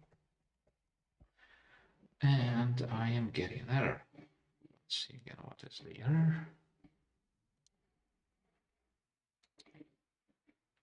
Hey, wait, where did you go?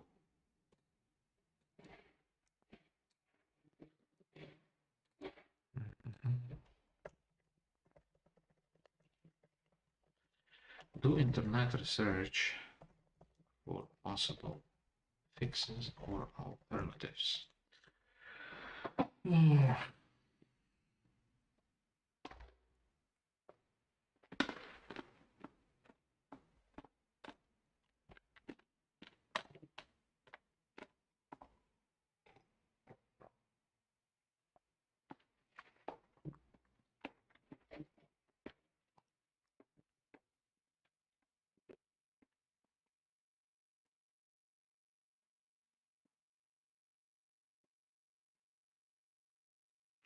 Yeah, but where is it used?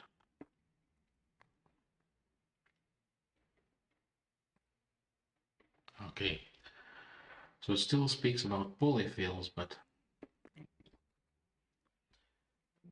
is that thing required by JZip? Wait, maybe it's not about this. So we change this file. Where are we using path? Is there path somewhere here? It isn't. It does look like JZip is using it. So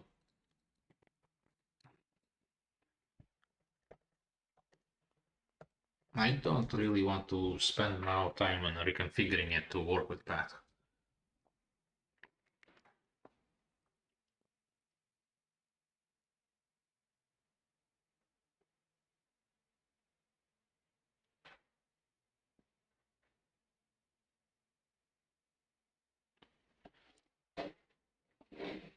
Hmm.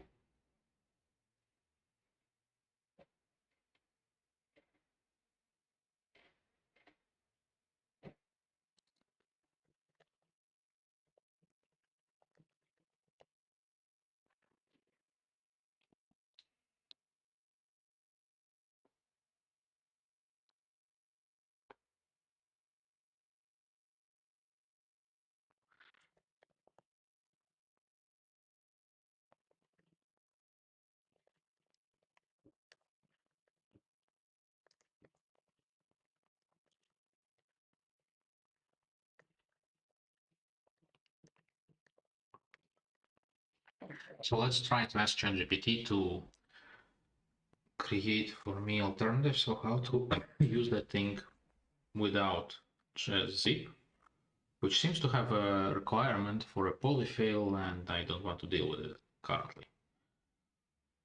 So here we have a function that uses zip.js.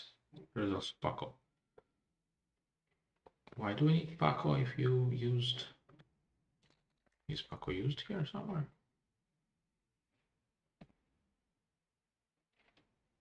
The zip writer. It's kind of weird that it used both.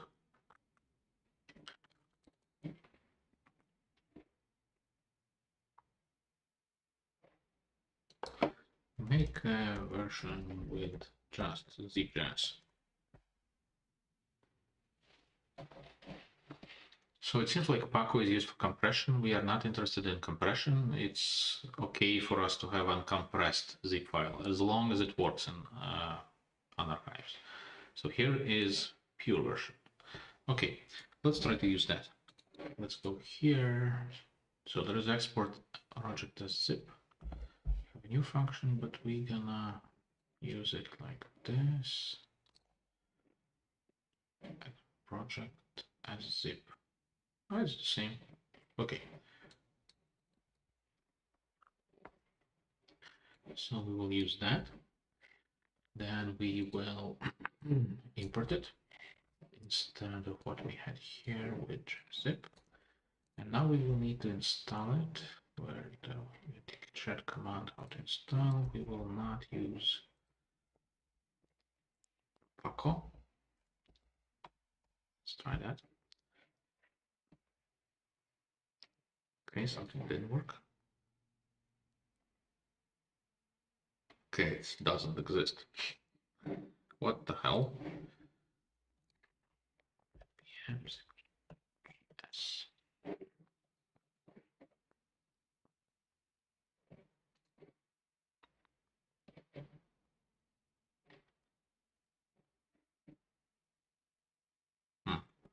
That's probably not what we want, but GitHub is right.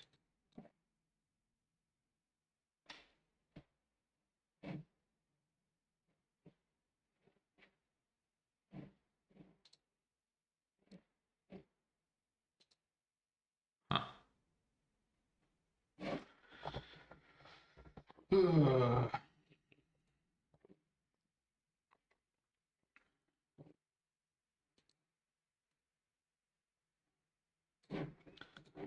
Okay, let's try again npm.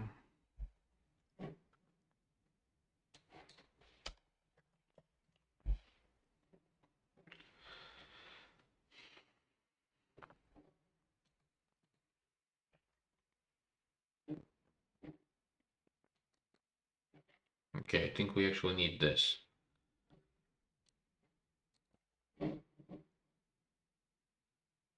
It gave me a wrong npm install command.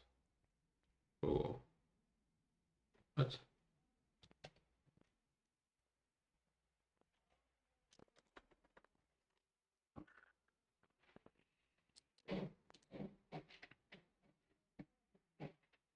Okay, install. Let's see if it's gonna run.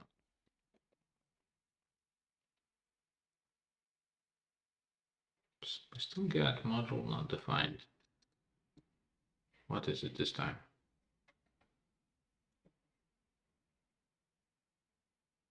Who the hell is using this? The fuck? Sorry.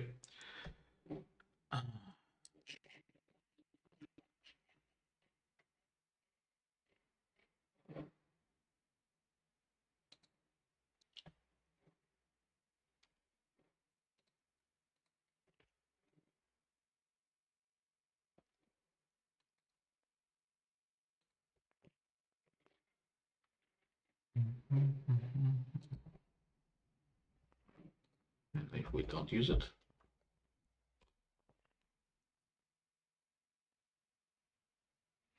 so some interesting news. It was not about zip. I think it was about save all files.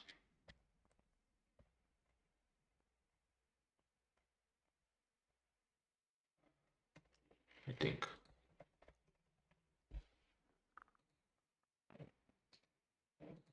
Or not. What the hell?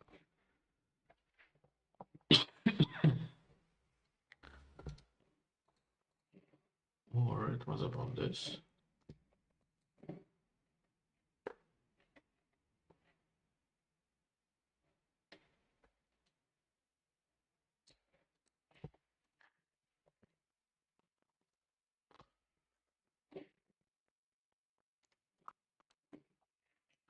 Okay, let's do what?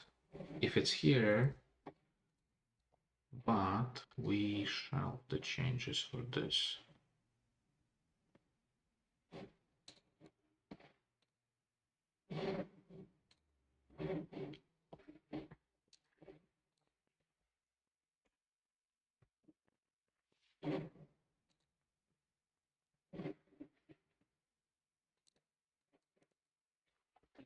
Seems like this is something about using Workbench client. How?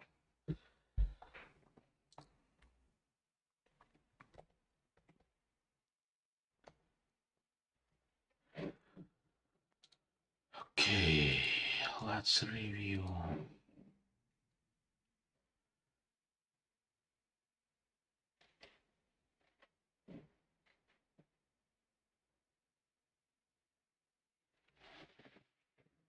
Spring.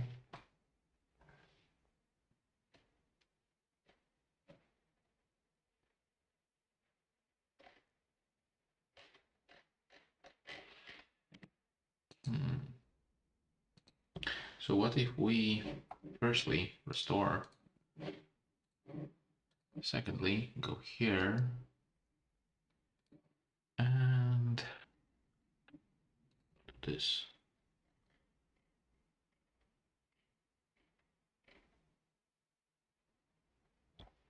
Well, we're gonna build.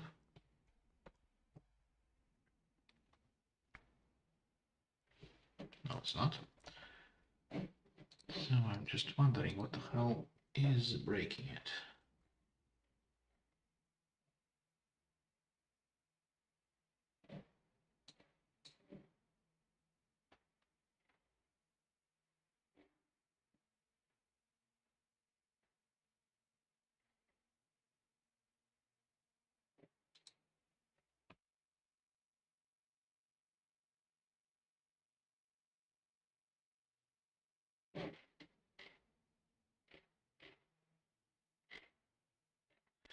honestly did something weird here that I don't think I like.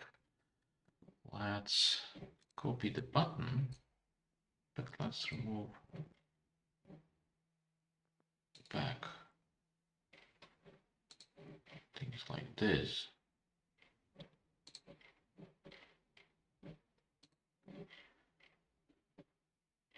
And maybe add button back after here. I have no idea what it's gonna do. There's something weird in what cursor did. Okay, it still breaks. Even after that. Let's go again. The question is, what do I need to remove for it to start working? So, what? Netlify key.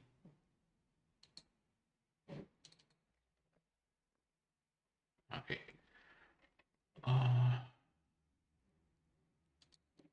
To remove back almost all of that.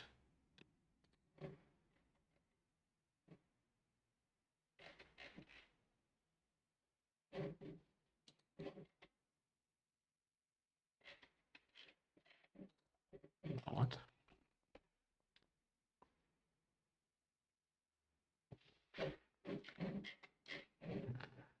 Okay. Let's again roll back the whole thing.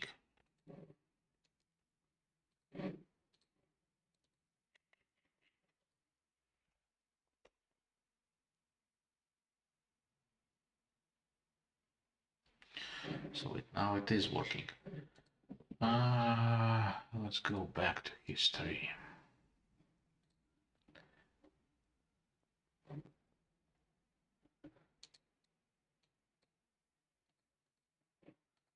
Okay, there was a rollback, not only for header, different. So let's add back testing. Let's add this new file, new method.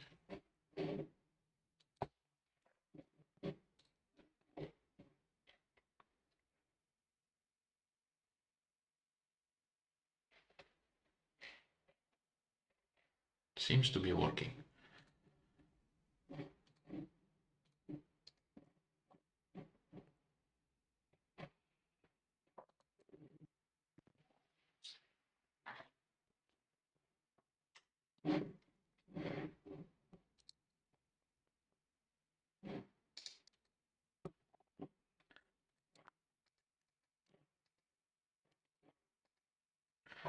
Okay, now we import that thing.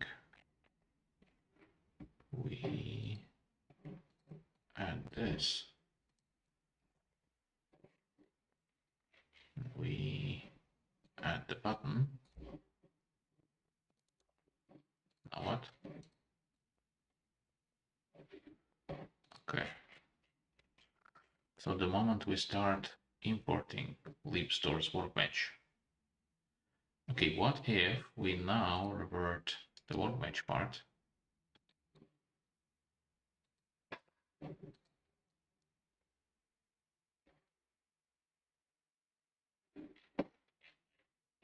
We are not using the create method, right? So it looks like it fails when we just import workbench, whether we made changes or not, right?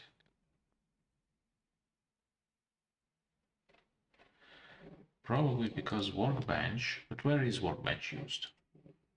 It's not used on client. Cannot be. It is used in chat client.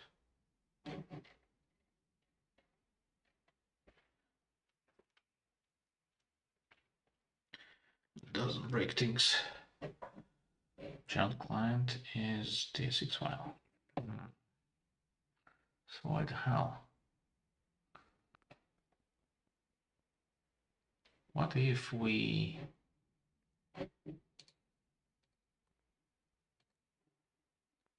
roll back the header part?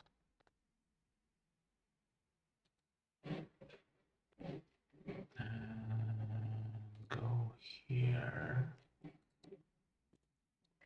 So here shows that I don't know something about Vita and Remix and how they work. There is something about environments. Why the hell it can be used as a chat client but not in header? I have no idea. And it's in different place. We have chat and we have header. We'll see. I wonder if it's gonna work from chat.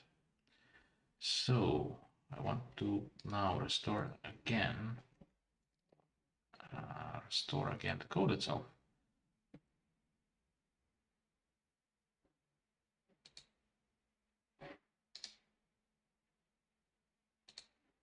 So we do want that code, we do not do want this function, right? Now, but now we go and take that we don't know. We want this function. Let me put it here. Let me close that. Let's go to chat client. So we have chat client, toast container. Let's add something here. There's icon. Wait, what is this? Is this chat? Okay, what else do we have? Chat implementation. Okay, let's go here. Let's say that we want toast container. There's chat implementation. Let's add a button here. Let's call it hello world for now. Also, let's put here this. Actually, where is workbench?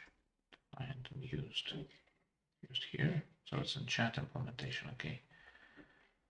So then let's not do it here. Let's go to chat implementation where we already have a workbench. Right? Where is workbench? Store. Oh, whoops. Workbench. Here it is. Let's put it here. Until export. Okay, then I'll comment it. And use effect. Wait. So custom message. Base chat. Turns a thing called base chat. Can it return this thing?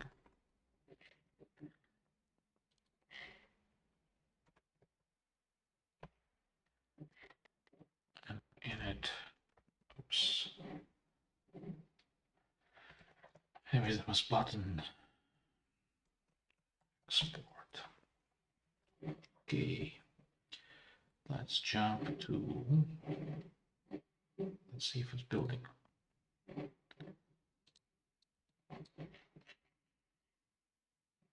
And now it's working. Okay, how does it look? Do we have export button somewhere? Let's see it. Oh, we do. Here it is. Okay.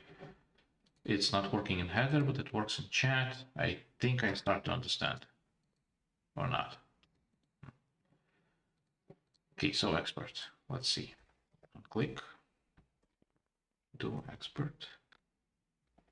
Handle export. We have handle export. Does that? That's okay. Oh, should work. No? Let's see.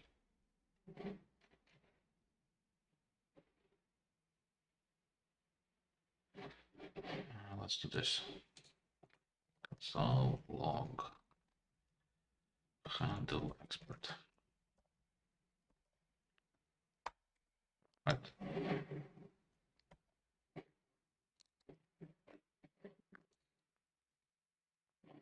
Okay. We are getting error, but it's somewhat working. We're in a better spot than we were.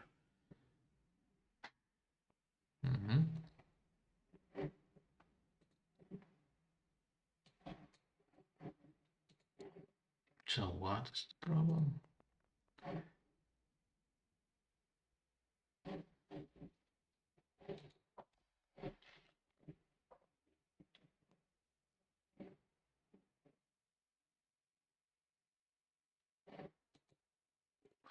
Okay, so now we have a workbench part working.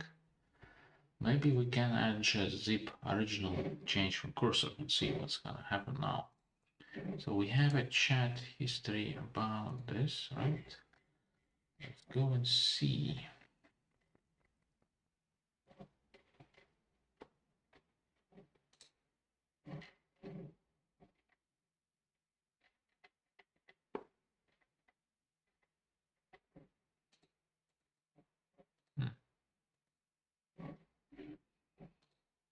So it was like this, and it was using, no, we even had a better version, right?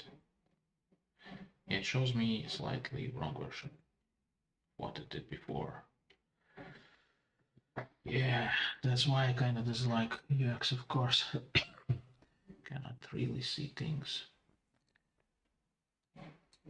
very well here as history. Okay, let's go to, I think I did paste like an initial function into the chat GPT. So here was how it was using.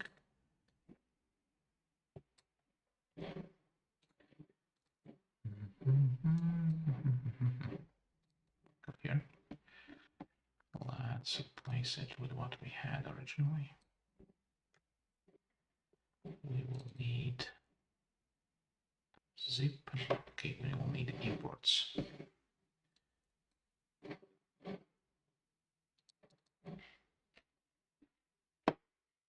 Actually, I wonder if we can see it in history here.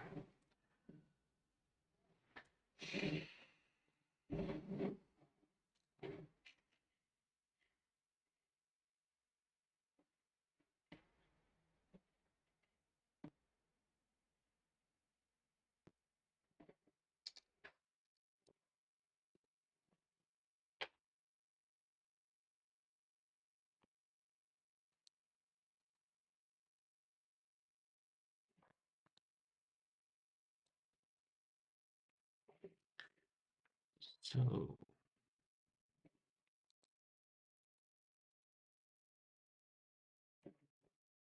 we need this.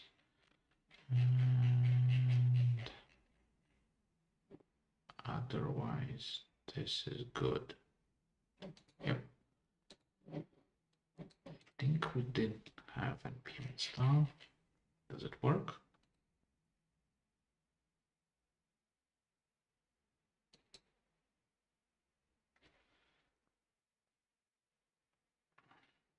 So we'll need to npm install that we should see in cursor history.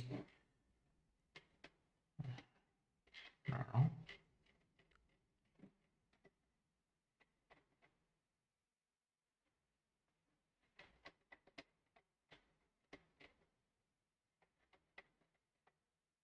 Here to install this.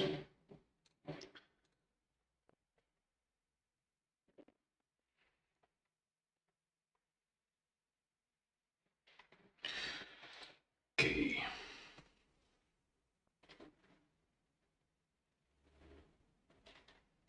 Seems to be working. Let's try again.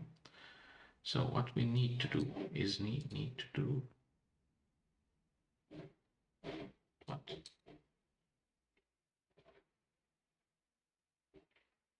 And now we have other errors. No? Okay. I know what the hell that was working. And what will export do?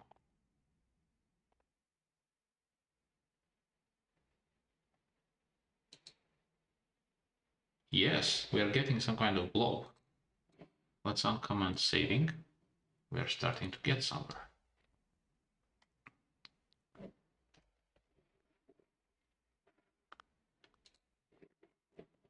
But now we have a file. Can we unzip it? Where is it? Right. Call it home.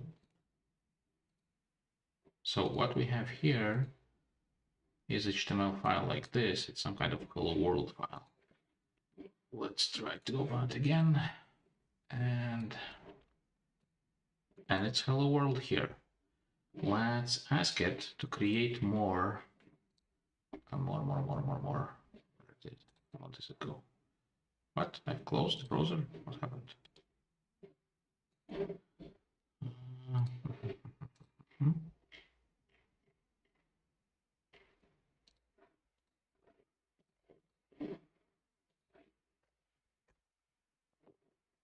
Let's go to Hello World. Let's try to make it a multi. Oh, it's using npx server. Okay, interesting. Add node server. Add package JSON. Let's ask it to add a couple of more files and see if it works with more than one file. Other than that, I am starting to get a little bit tired. I think we will not get to our other tasks. At least now. I will probably continue a little bit later, but I will not live stream. Let's see where we are. So download projects seems to be done. We will see. We did learn to do that, also done. And this is to be done later. That's self-cost.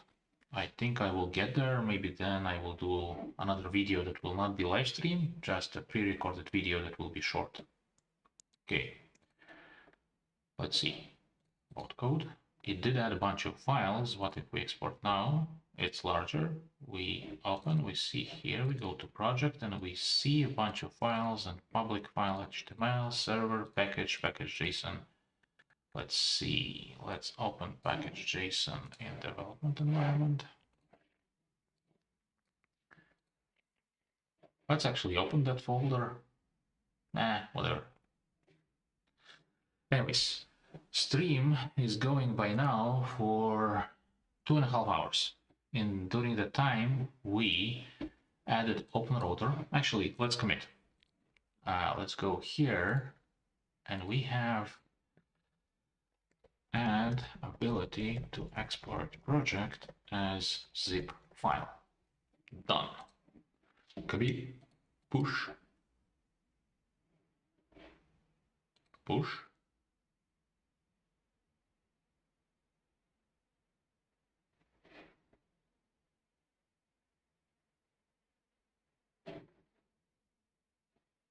It's pushed. Let's go and check what's happening here. We have another commit, right? Yep. And it's pushed. So you can try to check it out and try to run it locally. And it should work for you. I think we did main things. And I think 2.5 hour stream is enough. So, hey everyone. How are you there in the chat? Anyone still alive? I see 4 people watching at the moment, and I guess no one is commenting.